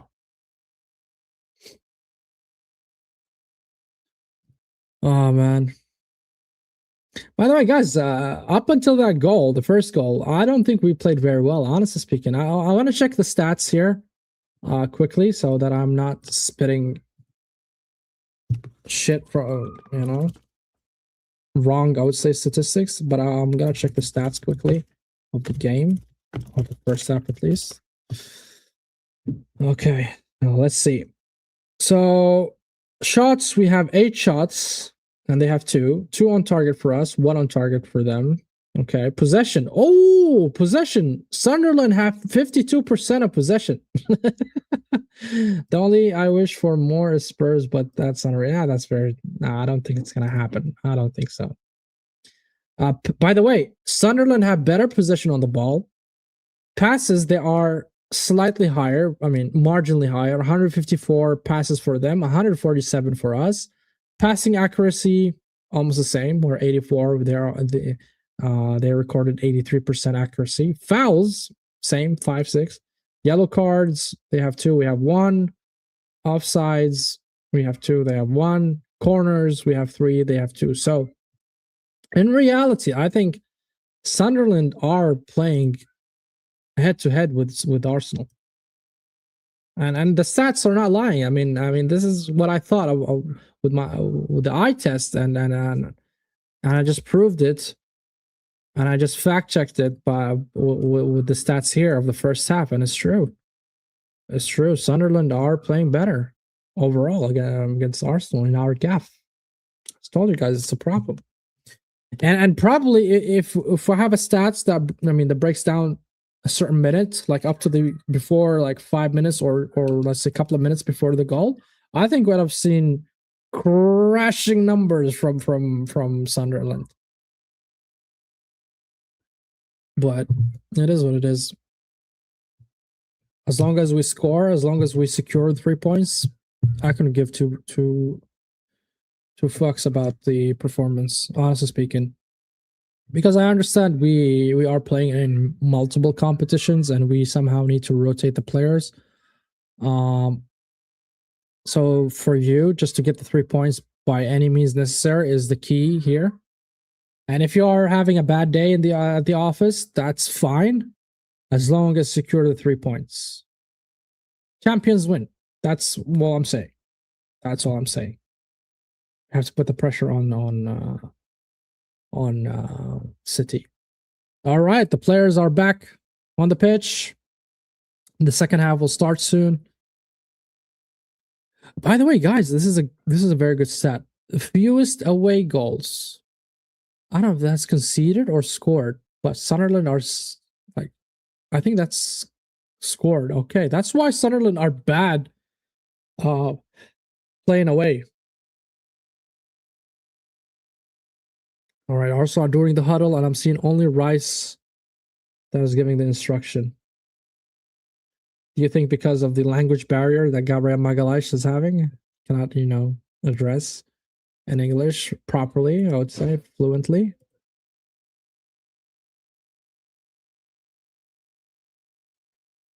Zubamendi, man of the hour.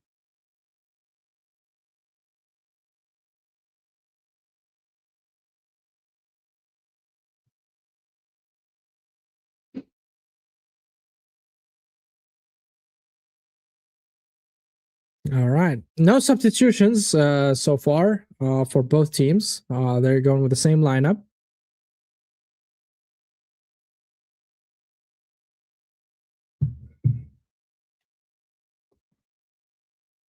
All right. The game started. Second half started. Let's go. The second half started. Let's go, Arsenal. Come on. And I would like to see Havertz play the full 90. I want to see if he's fully fit to do that. Because every time he plays like until the minute 60 first half, and then he gets subbed off. So I hope he's fully fit. I want to see him the full 90. It's good for him, and it's good for us in the long run, I would say. Come on, Rice. Nice. Yeah, Tunnel Strike. First of all, welcome to the channel, Tunnel Strike. And yes, Chaka is injured. He's been injured now for 3 games so far. You know, Tunnel, that's a good statement you just brought there. I mean, if Chaka was playing, I think this whole game would have been different. Would have been totally different because Chaka as a midfielder, as a leader, would have been. He's a game changer, I would say, for Sunderland. He is. Calafiori. Oh, nice pass. Havertz. Ah, cleared by Sunderland.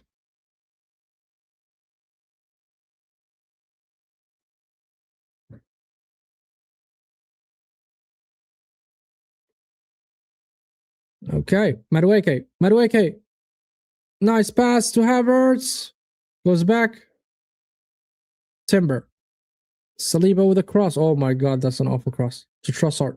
Trossard, what are you doing?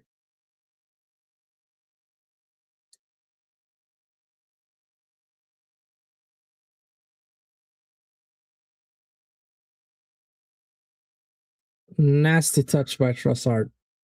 Give the guy leeway. He has an assist, so I'm willing to give him a pass there. It's fine. It's cool. It's cool. Trossard is one of the players that is so underrated. Like, nobody actually rate him so highly, even though in terms of output, in terms of effectiveness on the pitch, I think he's one of the most influential players that we have. He's a baller, by the way. He can shoot with both feet. I mean, the right and the left. He's clinical. Not the best when it comes to dribble, but he can manage. Nice. Come on. Lovely. Timber. Go. Trossard. What are you doing, Trossard? Trossard, you're a midget. Don't try to win aerial duels.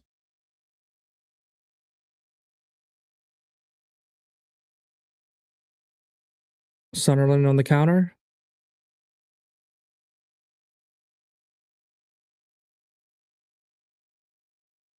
Trossard first season was elite. By the way, this season he's been good so far. Can't lie, he's been good. Yeah, he didn't score for quite some time now, but still, overall, I think he's one of the highest GA players that we have on the squad. Imagine if you got Madueke instead of Trossard for 3 times the price.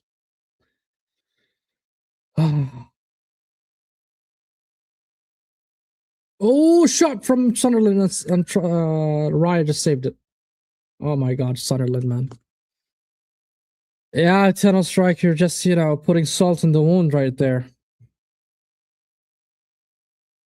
Oh, la. Sunderland are in for it. They are here to score. They are here, to get something out of this game. And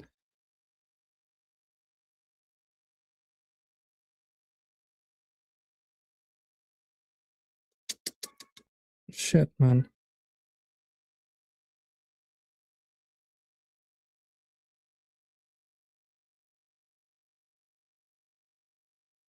Mudryk. Yeah, Mudryk. Yeah. That's true. We wanted Mudryk, but Chelsea paid that hefty price, and the death row contract, which is 7 or 8 years or 9 years. I can't remember the duration of the contract, I'll be honest, but it's quite a long contract. And the guy is doping, you know? It turned out the guy's doping, so yeah, I remember that. That's true. That's very, very true. Modric is going. Hey, Sunderland is attacking. Hey! Oh my god! Gabriel. Oh my god. Oh my god. How can we get back to the second half and we are worse? Arteta, what the fuck did you do in the second half?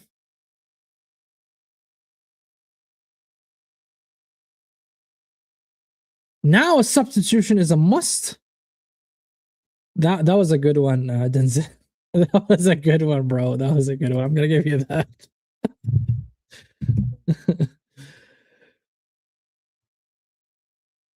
At that time, I believed every time we are linked to a player or we're looking into a player we want to sign, Chelsea just signs that player, you know, pays the money.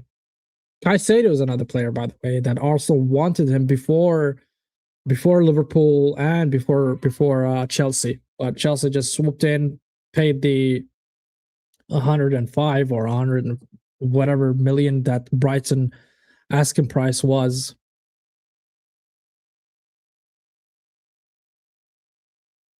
Come on.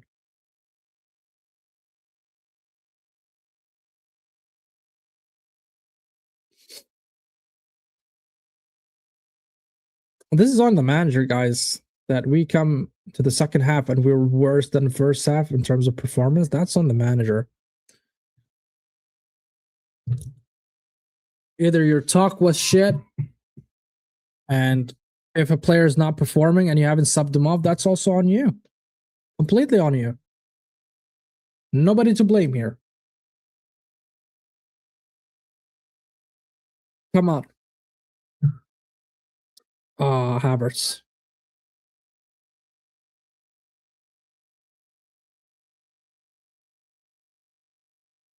Gabriel. Trossard. Oh, what a pass from Trossard to Havertz.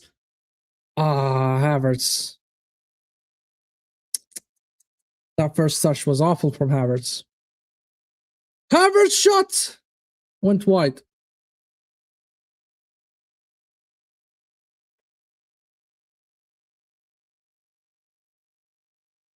I like Havertz is digging, man. He's playing very well.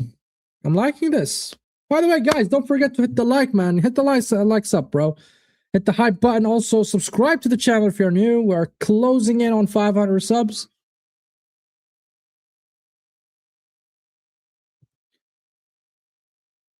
You know, I always scream that when I play it, you know. When there's a ref, I tell them, guys, don't stop until the ref says stop.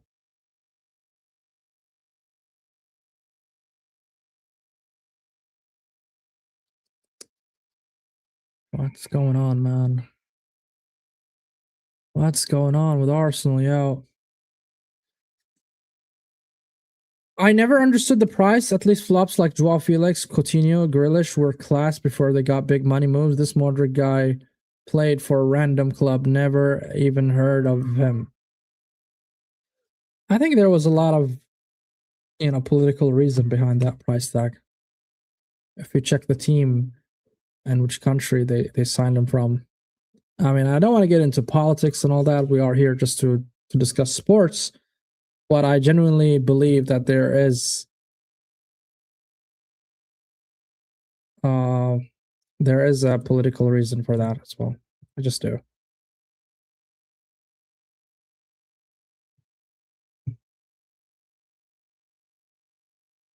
Oh, Bournemouth just drew against Aston Villa. Nice.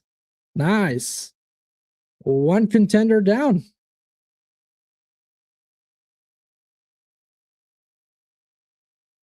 Come on, throwing for Arsenal. Declan Rice with a long throw. Can he make it?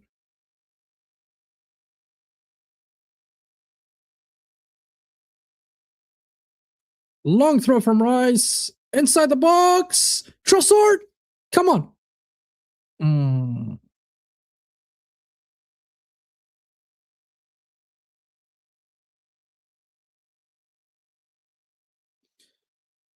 Arteta was forced to play expansive because he was under pressure. Now that pressure was lessened, so he went back to default setting.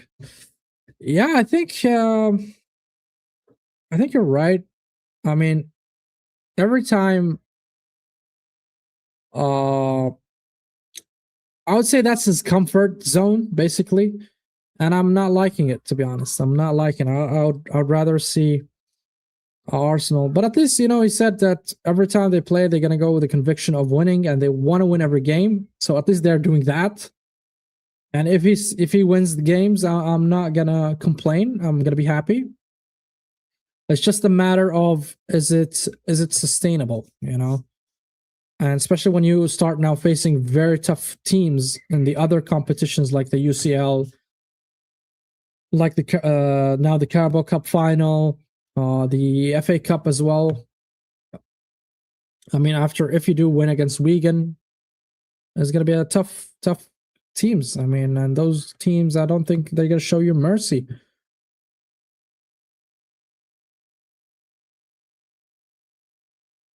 West Ham scored a goal.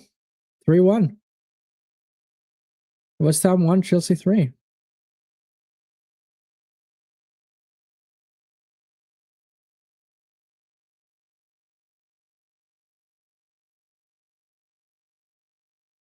Oh.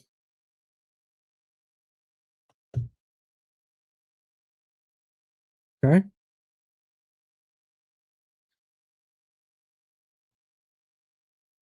We're almost approaching the 60th minute mark, and I would love to see a substitution, Monsieur Arteta.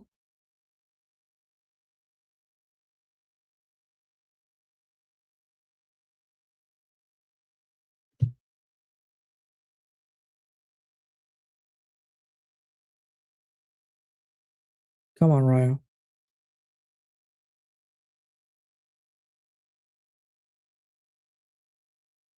Gonna be a long ball from Raya.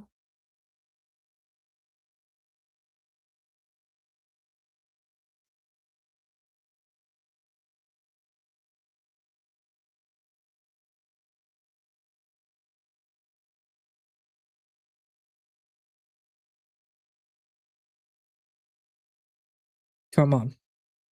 Throwing for Sunderland. The performance hasn't improved. The performance has not improved at all.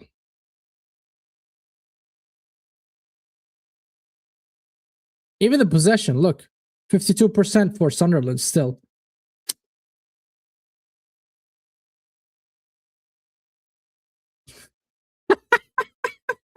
He missed the ball completely.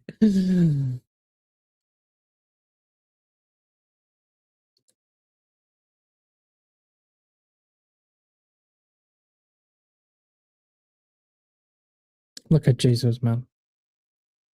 Zumendi? Havertz. Come on, Havertz. What are you doing, bro? Throwing for Arsenal.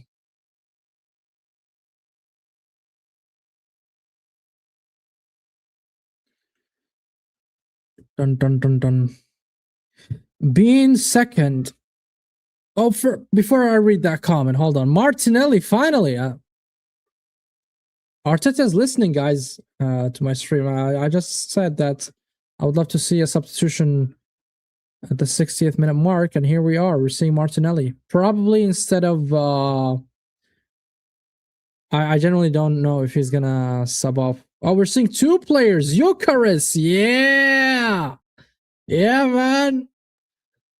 Madueke. So Martinelli's gonna play on the right. Okay. And are we gonna see Jesus as well out? Please say Jesus out. Please. Please say Jesus out. Please say Jesus out. Come on. Our striker.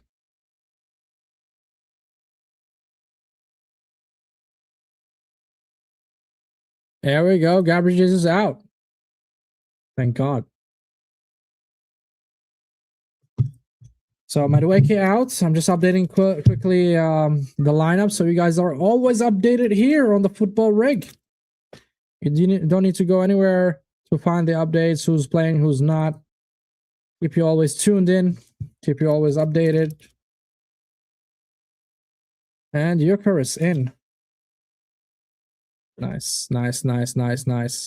I'm liking this. I'm liking these substitutions from Arteta. So let me get back to the comments quickly. Being second in the Premier League after 25 games with players like Bonda, Konza, Cash, Sancho in 2020 is crazy. What are you trying to say here? The league is shit. Is that what you're saying?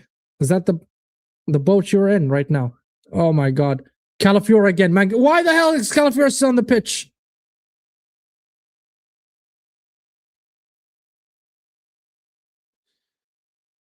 Why? I mean, Aston Villa has been playing very well this season. What are you talking about? Jesus, Drinker, and Hooked. Yes, man, finally. But now the second player I need to see out is Calafiore, man. I think we are very weak at that left side because of him.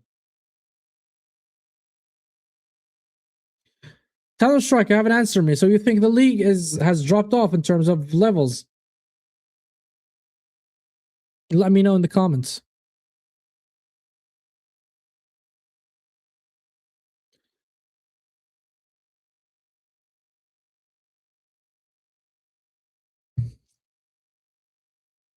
Come on.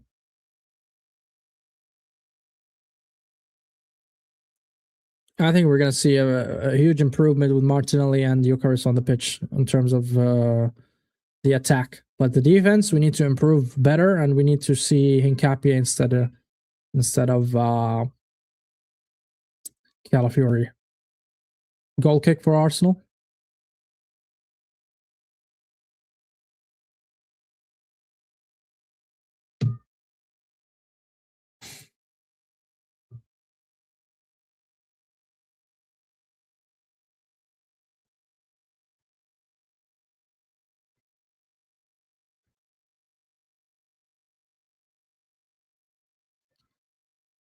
Uh-huh.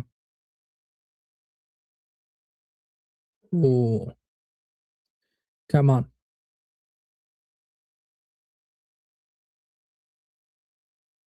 Come on. Press, guys. Press. Martinelli, Gyökeres, he just came on the pitch. There's a lot of energy. Come on. I wouldn't expect those players to take a team to second in the Premier League, especially with squads that City, United, Spurs, and Newcastle have. Yeah, Newcastle have been shit. Spurs are always shit. United, I mean, with Amorim, we all know that manager is not really great in the Premier League. And City, yeah, City is but even City, man, the one is shocking me the most is Liverpool after the summer they had, and where they are on the table is insane. But overall, I think, oh my god, oh Zubimendi saved us, man, Zubimendi. Oh my god, Trossard, nice, man. Look, I think, Chelsea United, they are going through changes of management in the middle of the season, so that's kind of a little bit justifiable. But when it comes to City, when it comes to Liverpool, they are quite a shock for me, to be honest. I mean, Liverpool, I had them as my favorites at the beginning of the season to win the title and retain it, basically, because they are the reigning champion. They had an excellent summer in terms of transfers. They signed Isak, Ekitike, Kirkes, Frimpong, Verts. So that's a massive summer for them. And City, as they are City, they're having Pep, nice Trossard, what a dribble, what a nice footwork. Havertz.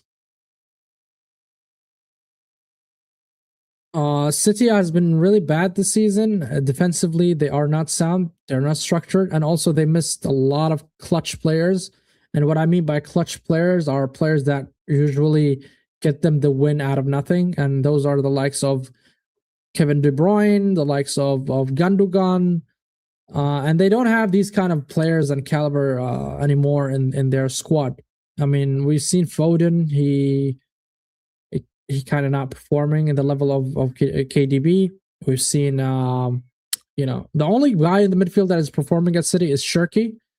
And Haaland, He had a brilliant start, but somehow he dropped and dipped in terms of levels for some reason. I don't know why. He's a world class striker. Don't get me wrong, but it's just lately has not been good. Oh, Trossard, that was a that was an ambitious pass, bro. I don't see that. Maybe 1 out of 10 times he would have gotten that right. Oh, nice Hammers! Jokeres!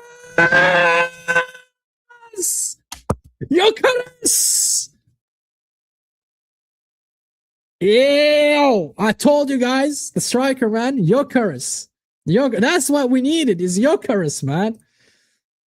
Just pass the ball to him, cross the ball to him, and see what he can do. Denzel, you fraud. You said you gave up on him. See, man, you give the guy a chance, bro. Give a guy a chance. I know this is one goal, does not redeem him. I mean, it doesn't redeem him yet, but at least, man, it's a goal. It's a goal. Jokeres. Ah, nice. 2-0 Arsenal. Well done. Well done. Nice. So one touch, shoot. That's it.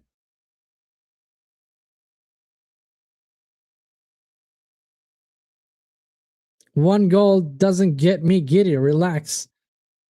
I'm telling you, the goal does not redeem him from what he did all season yet. Well, all I ask from you is give him until the end of the season and then judge him. That's all I said. That's all I asked from you. Havertz assist gives me That's why I wanted to see both, bro. And I think the partnership between those two. Oh, Havertz is out, man. Shit. He subbed him off. I wanted to see a full 90 of him, but he's managing his minutes. So Eze just enter the pitch. So let me update that for you guys as well. That's the partnership I wanted to see really groom and build and improve, is Havertz and Jokeres. I think that partnership would really ball out.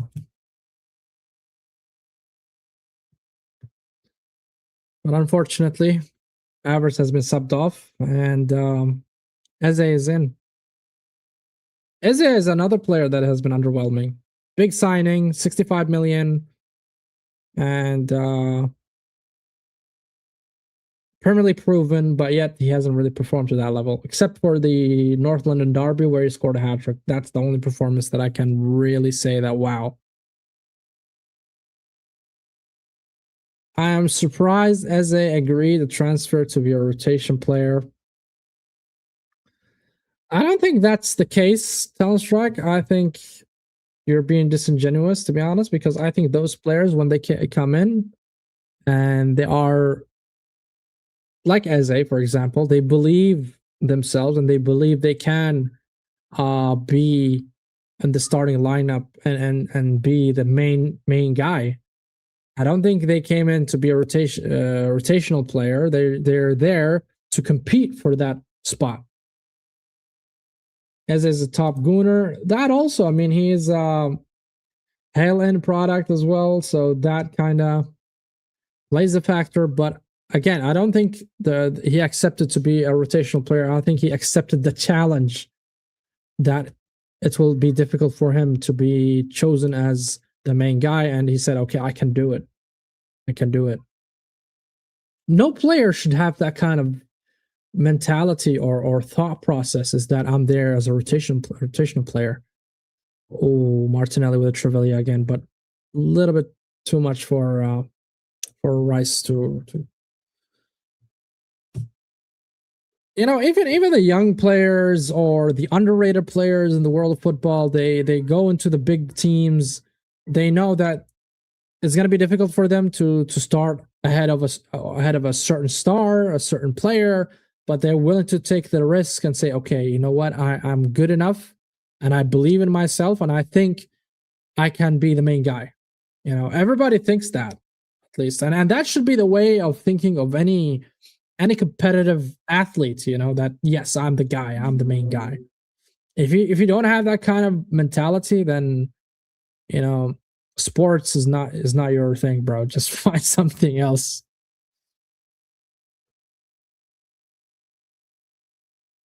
And this is where leadership and management comes differently. Is how you keep that kind of mentality going in your squad. Like, you have Eze now, you have Odegaard, you have Havertz. How do you keep all of those players content to a certain degree? Obviously, you're not going to satisfy every single one of them, but to a certain degree, they are content playing for the squad. I need insurance goal. You need to pay up, bro. That's extra.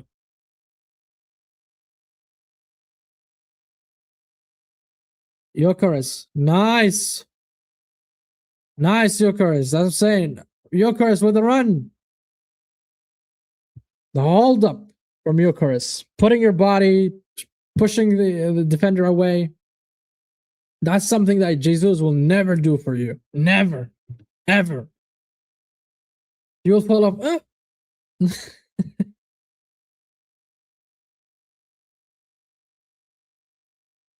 Gabriel.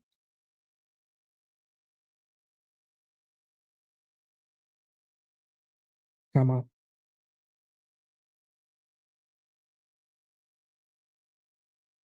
I hope they just don't slow down the game until they get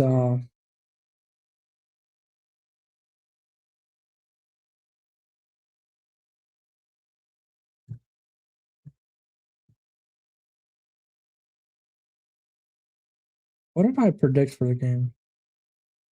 2-0. Okay, my prediction was 2-0 for Arsenal. Okay.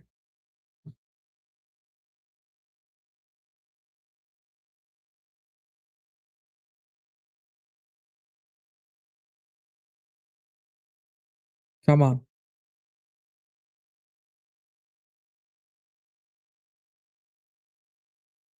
Gabriel.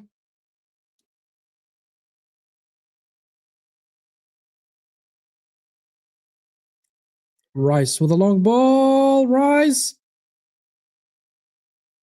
Nice. Jokeris. Nice. Jokeris winning at corner. Let's go. Corner for Arsenal.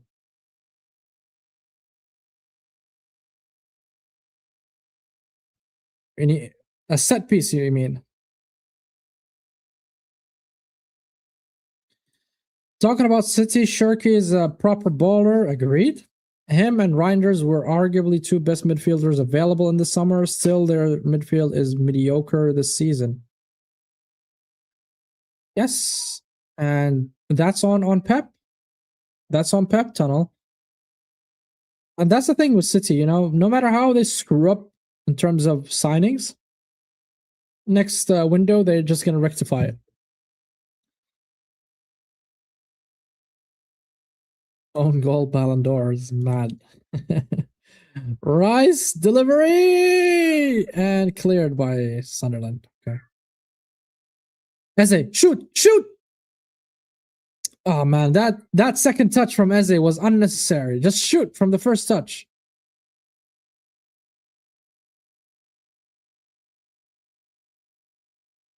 Rice. Eze.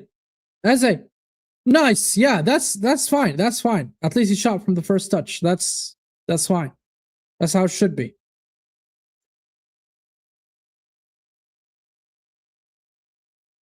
Oh, Everton scored. Fulham Everton 1-1.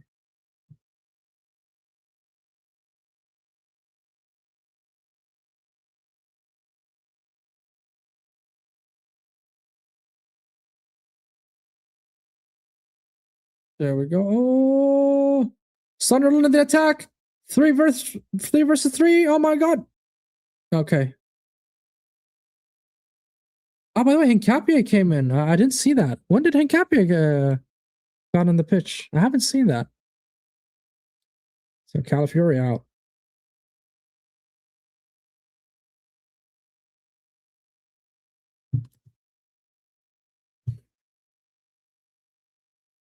Hincapie in.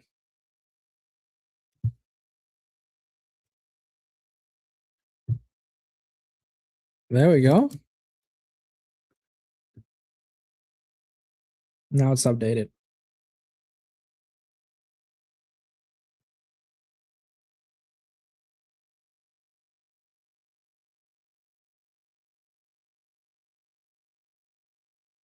Jokeris. Oh, whoa, whoa, whoa, whoa, whoa, whoa.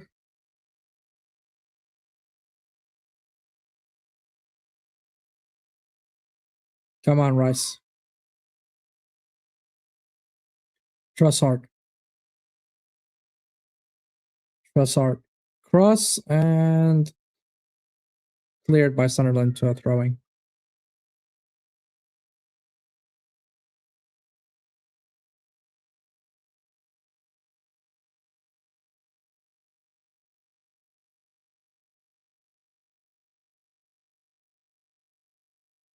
Come on.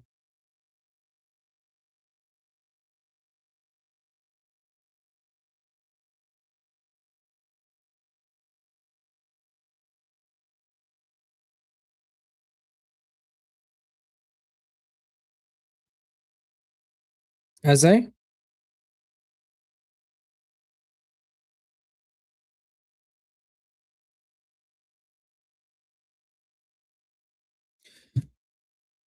So somehow Hincapié is playing deeper than Rice and Trossard. I don't understand that. It looks wrong, feels wrong, and I don't feel like it's effective. Trossard with Hincapié and a goal kick.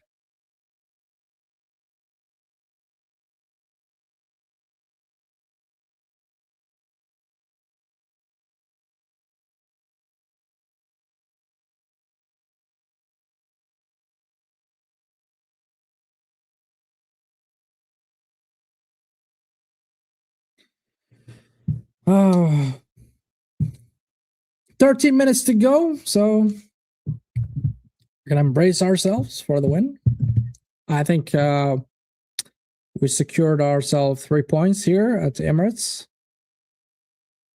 I don't see Sunderland getting back.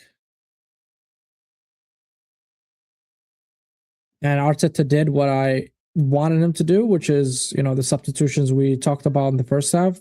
Myself, Denzel, and also Godfrey. He's done them all, and I think this will what would secure the game and ensure that you will win the game because, reading the game, I don't think it's very difficult, to be honest.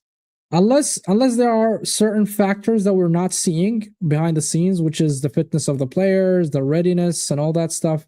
That's things that we as fans don't know about. Eze? Oh, Eze went down, but no penalty called. So as I was saying, certain factors that we cannot determine if the player is 100% fit or not. That's something that the medical team, obviously, along with the coaching staff and Arteta, will determine. But overall, I think, Bournemouth, what a shot. Overall, I think the subs were right so far from Arteta. Right calls. I didn't agree with the starting lineup with Jesus, but that's fine. Jesus didn't offer much. We've seen Jokeris now for 10, 15 minutes. He offered so much. You can see it. You can feel it.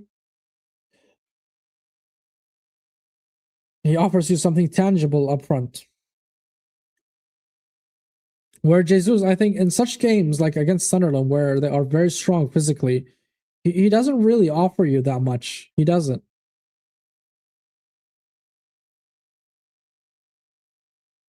Nice. Timber. Rice. Jokeris. Jokeris just got dispossessed.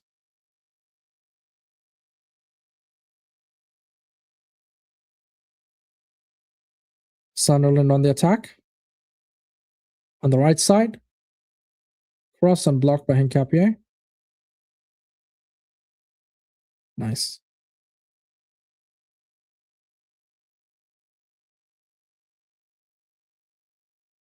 This is the mentality I want to see from my players. Even while you're winning comfortably, I don't want to see any complacency from them throughout the full 90 of the game. That's really, really important. It builds that kind of thing in the back of your head where you need to be always focused and aware.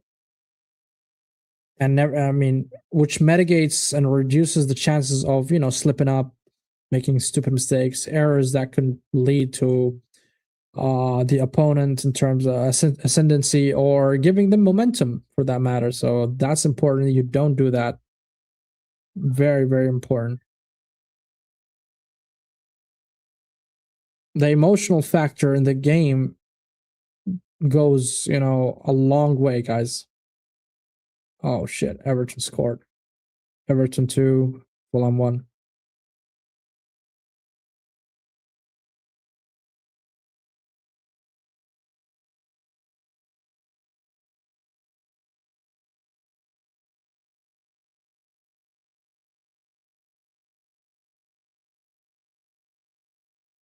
Come on. 10 minutes to go, guys.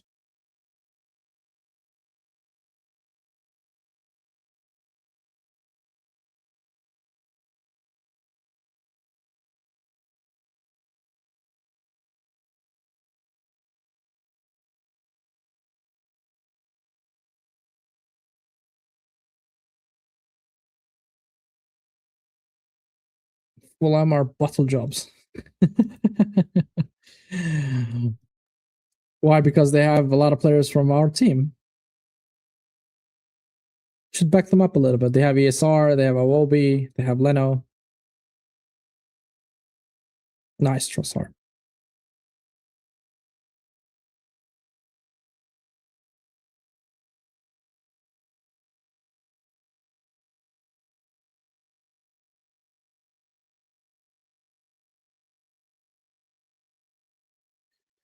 Yeah, as far as that goes, yeah, you're right. They bottled it. And the thing is, they're playing in their own stadium as well, so.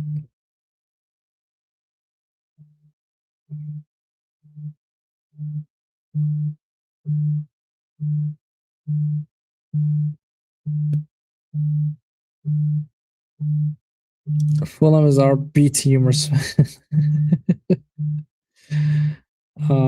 Eze, nice pass. Jokers.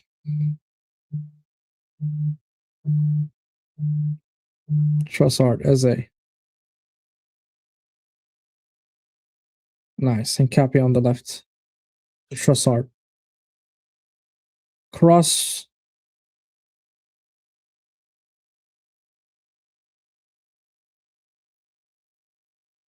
Zubimendi. Rice.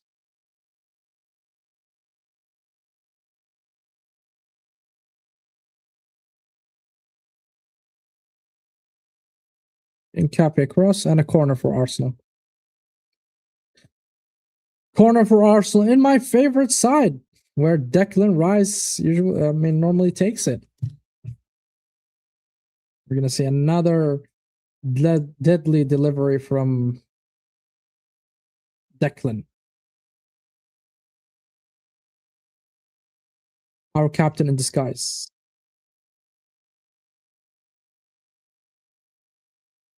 Wait, Gabriel Magalhaes is not our captain. Holy. Who's our captain then?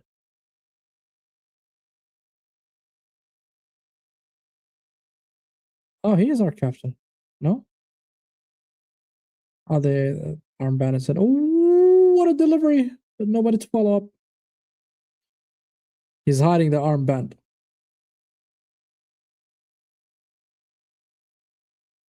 And a throwing for Sunderland. 2 substitutions now for Sunderland. Angulo. I think this is his debut. He just signed the last day of the transfer window from Anderlecht.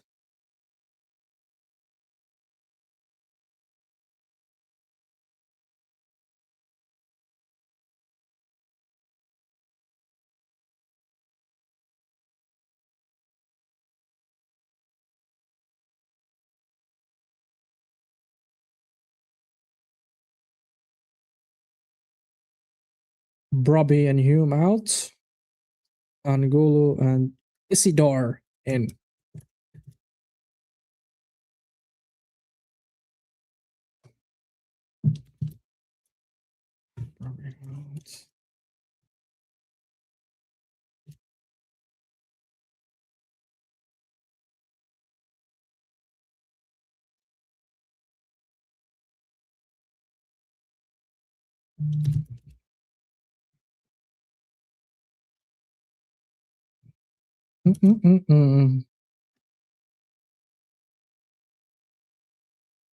Press hard.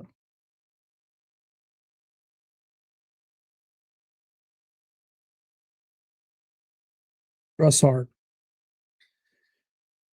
Come on, just relax now. We shouldn't, be hasty or anything. Just calm down. Try to control the ball, control the possession. No shenanigans. Just take it easy until, the ref blows the whistle. I don't think there are going to be a lot of minutes added in the stoppage time. I didn't see the game actually stop in the second half. So we just, gotta mark that box, say check. We've done it. 3 points in the bag. That's all what matters.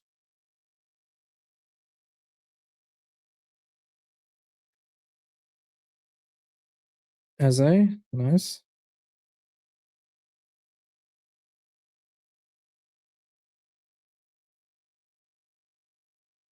Lovely pass from Gabriel to Trossard with a lot of space.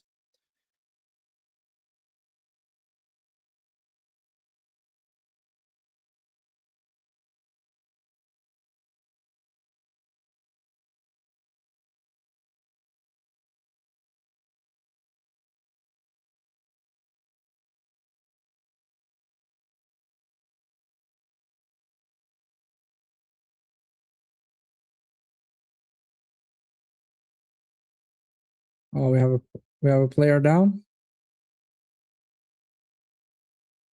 I think Trossard is down. I hope he's okay.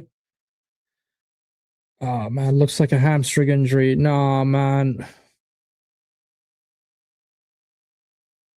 That's what you don't want, man. That's what I'm saying, man. You need to take it easy. Just control the ball. Don't overcommit. Unfortunately.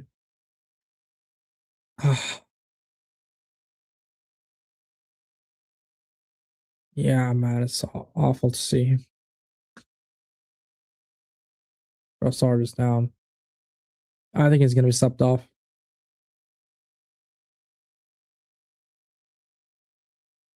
I hope it's just a crump and nothing really major.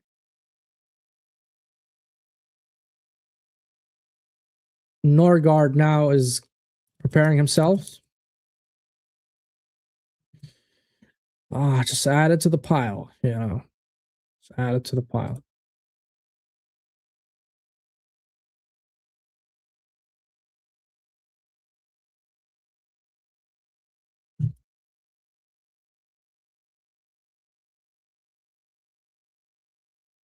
Norgard. Okay.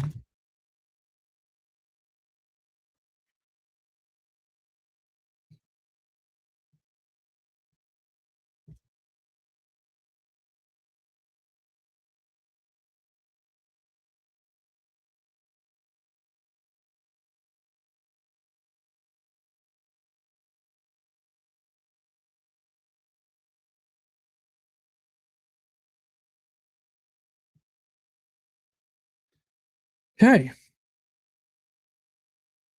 He didn't go to the tunnel.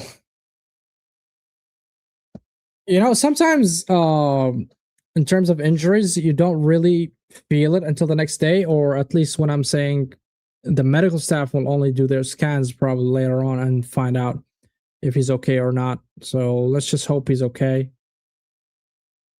because we do need every single player to be fit if we're going to compete in every single competition that we're in right now.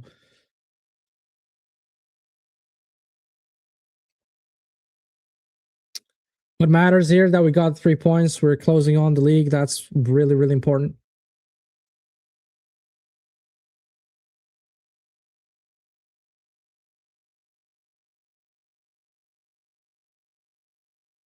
Dark art? What do you mean by dark art? Like wasting time, you mean? I don't think it was wasting time. I mean, we're 2-0 up. It's not 1 goal difference, so it's 2 goals. I don't see it.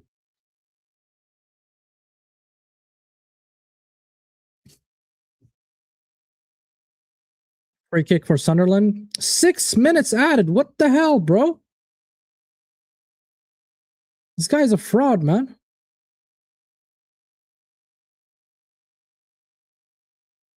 That went over the bar, so nothing really major. Goal kick for Arsenal.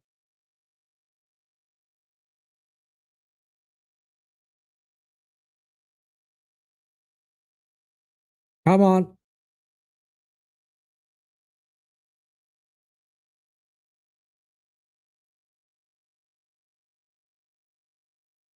Man, I'm looking at the replay of the first goal. What a goal. At least both goals came from open play, so I don't think anybody was going to complain in the main social media and all that. Own goals, set pieces, blah, blah, blah, yada, yada. She yapping about it all day.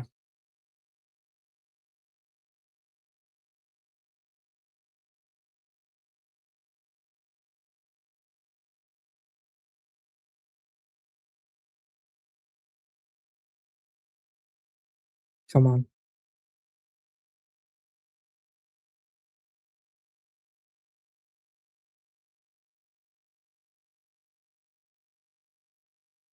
Rice, man. The most consistent player we have on the pitch is Rice. Can't lie. Or the whole season, to be honest. Every time he comes in, he would give you like 7 out of 10. Always 7, 8 out of 10. And that's something that not many players can do. Besides that, he's always available. I mean, I hope I don't jinx it. The levels that he brings in, the athleticism, he's just a leader, man. He's just a leader on the pitch. I just love it. I just love him. He's worth every single penny we paid for him.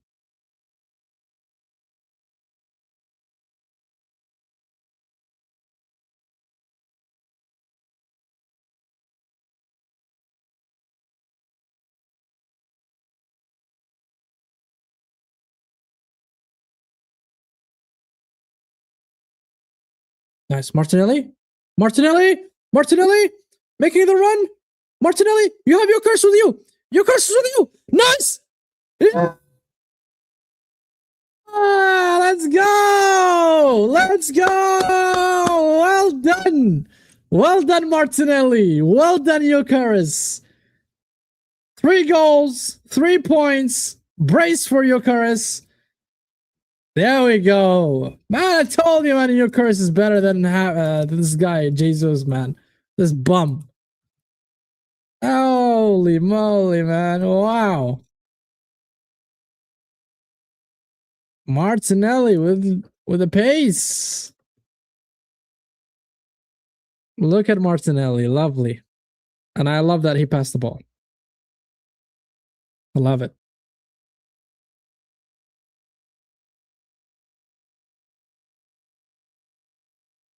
There we go.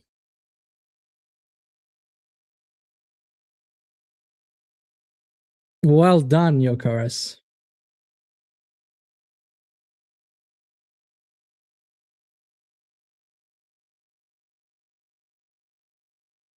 Victor Gyökeres, 2 goals off the bench. Look at the fans doing the celebration. Yeah, what's up, man? What's up? What's up? What's up, guys? A brace. Well done, Victor.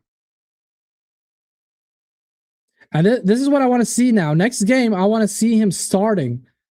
As I said, for an attacker, when he starts scoring, just keep playing that player. Whoever is scoring as an attacker, just keep on playing him. If it's Madueke, if it's Gyökeres, even if it's Jesus, you know, even though I don't rate him highly, but if he starts scoring goals, then start him. You know, and that's what I want to see. I don't want to see this favoritism shit. And now when Odegaard returns, I don't want to see him start. I don't. I want to keep Havertz. And Odegaard has to earn his spot again. Eze with the run. What a pass to Martinelli. Martinelli. Ooh, Martinelli. Oh, Martinelli's skipping and running, and nice footwork from Martinelli. Nice, Martinelli, man. Look at it. Whoop! And they're gone. The second dribble couldn't happen. Yeah, it could have been an all-timer. It could have been, but unfortunately, it didn't happen. But very, very good from Martinelli. And this is the time you do such flary tricks, is when you're up like that and you can score. Yeah, man, every player's, all the subs are being really extraordinary, I can't lie. And that's why I'm going to give props to Arteta with the subs. There we go. 3-0 to the Arsenal. And that will also help us in terms of goal difference, guys. 3-0. 3 goals, clean sheet. I want to see the table just quickly so that I can... Goal difference. Yeah, we are way ahead of City now. We have 32 goal difference. City are 26. So we have 6 goals difference. Really good. Really good. There we go. The game is over. Arsenal 3, Sunderland 0. Yeah, can't lie. This was a very, very good game. Not the best first half, but the second half, they turned it on up a notch and they were resilient. The substitution did their deed. And yeah, man, I'm happy with that. I'm happy. Man of the match. I think Joker is going to have it because of the brace. And I'm so happy with this performance. It's very good to see all these goals. And by the way, all of them came from an open goal. No set pieces, no corners, no own goals, no shenanigans. So I would love to see what the mainstream media is going to say about this now. Are they going to say, oh, it's only Sunderland? Are they going to say, oh, this and that? Shut the hell up, man. We deserve to be first in the league. And this performance demonstrates that and solidify and cement our position up front. We are now 9 points clear. I repeat, we are 9 points clear against Manchester City, who's tomorrow going to play against Liverpool. You can guys tune into that watch along as well. For me, I'm happy, and I think all Arsenal fans are happy with this performance. Big up to Gyökeres, big up to Martinelli. Sunderland were not that good second half, but to be fair, they played very good in the first half. And if I'm being honest as well, I think the results is a bit harsh on them, but I don't care. I don't care. What a tough game. What tough game, bro. It's 3-0. Sunderland, awkward team to play against. Feed the Gyökeres. Yeah, man. It's lovely to see, lovely to watch. And it's a very, very good time for every Arsenal fan. It's brilliant, and I'm loving it, and I'm sure the fans are loving it as well. And big up to Gabriel Magalhaes. This is a leader. I repeat, this is a leader. I don't want to see Odegaard as captain, bro. I want to see this guy, Gabriel Magalhaes, man. Yok smash. Go, go, go, go, go, go, go. Joker smash. Yeah, man, he smashed them out, bro. We smashed them and we thrashed them. World Cup Nilly is a different guy. Yeah, he has to do that, man. Social joins, don't expose the guy. He's doing that for the Brazil. And if I'm being honest now, no, Brazil team is really not that great currently. But guys, I think the game was a tactical masterclass from Arteta in the second half. I think he showed the experience. The team showed composure, and we just, we were calm. We scored the goals, and that's it. Let's call it a day. That's all I can say. And yeah, let's go next, man. Let's go next. Let's focus on the next game. I don't care about what's gonna happen to Liverpool and City tomorrow, and this is the important part, is when we win the games, we don't care what will happen to City. I'm going to watch it anyways. I'm going to do a watch along nevertheless, but I wouldn't care. I'm going to chill there, vibes, and I want to watch their downfall. And on that note, guys, don't forget to hit the like button. Don't forget to subscribe to the channel. And T is in the building, yo. Gyökeres scored, man. Nah, man, he did well. He did absolutely well this game. I'm gonna give him his flowers. I'm gonna give him credit. I believe he was very, very influential as a striker. I'm gonna give him his flowers. Honestly speaking, look, T. I'm not a fraud. I don't have favoritism. I don't have agendas against anybody. I will call out what I believe was a bad player, and I would give credit and the flowers to the players that actually played very well. So this time, Gyökeres, again, even Denzel can testify about this. Denzel is completely gave up on Gyökeres, and I told him, listen, just give him until the end of the season and give your verdict. That's all I said, and he deserved the criticism before, but today, round of applause to Gyökeres. Round of applause, man. Anyways, guys, hit the like button, subscribe to the channel, please, if you're new. And on that note, stay safe wherever you are, and have a lovely, lovely evening. Ciao.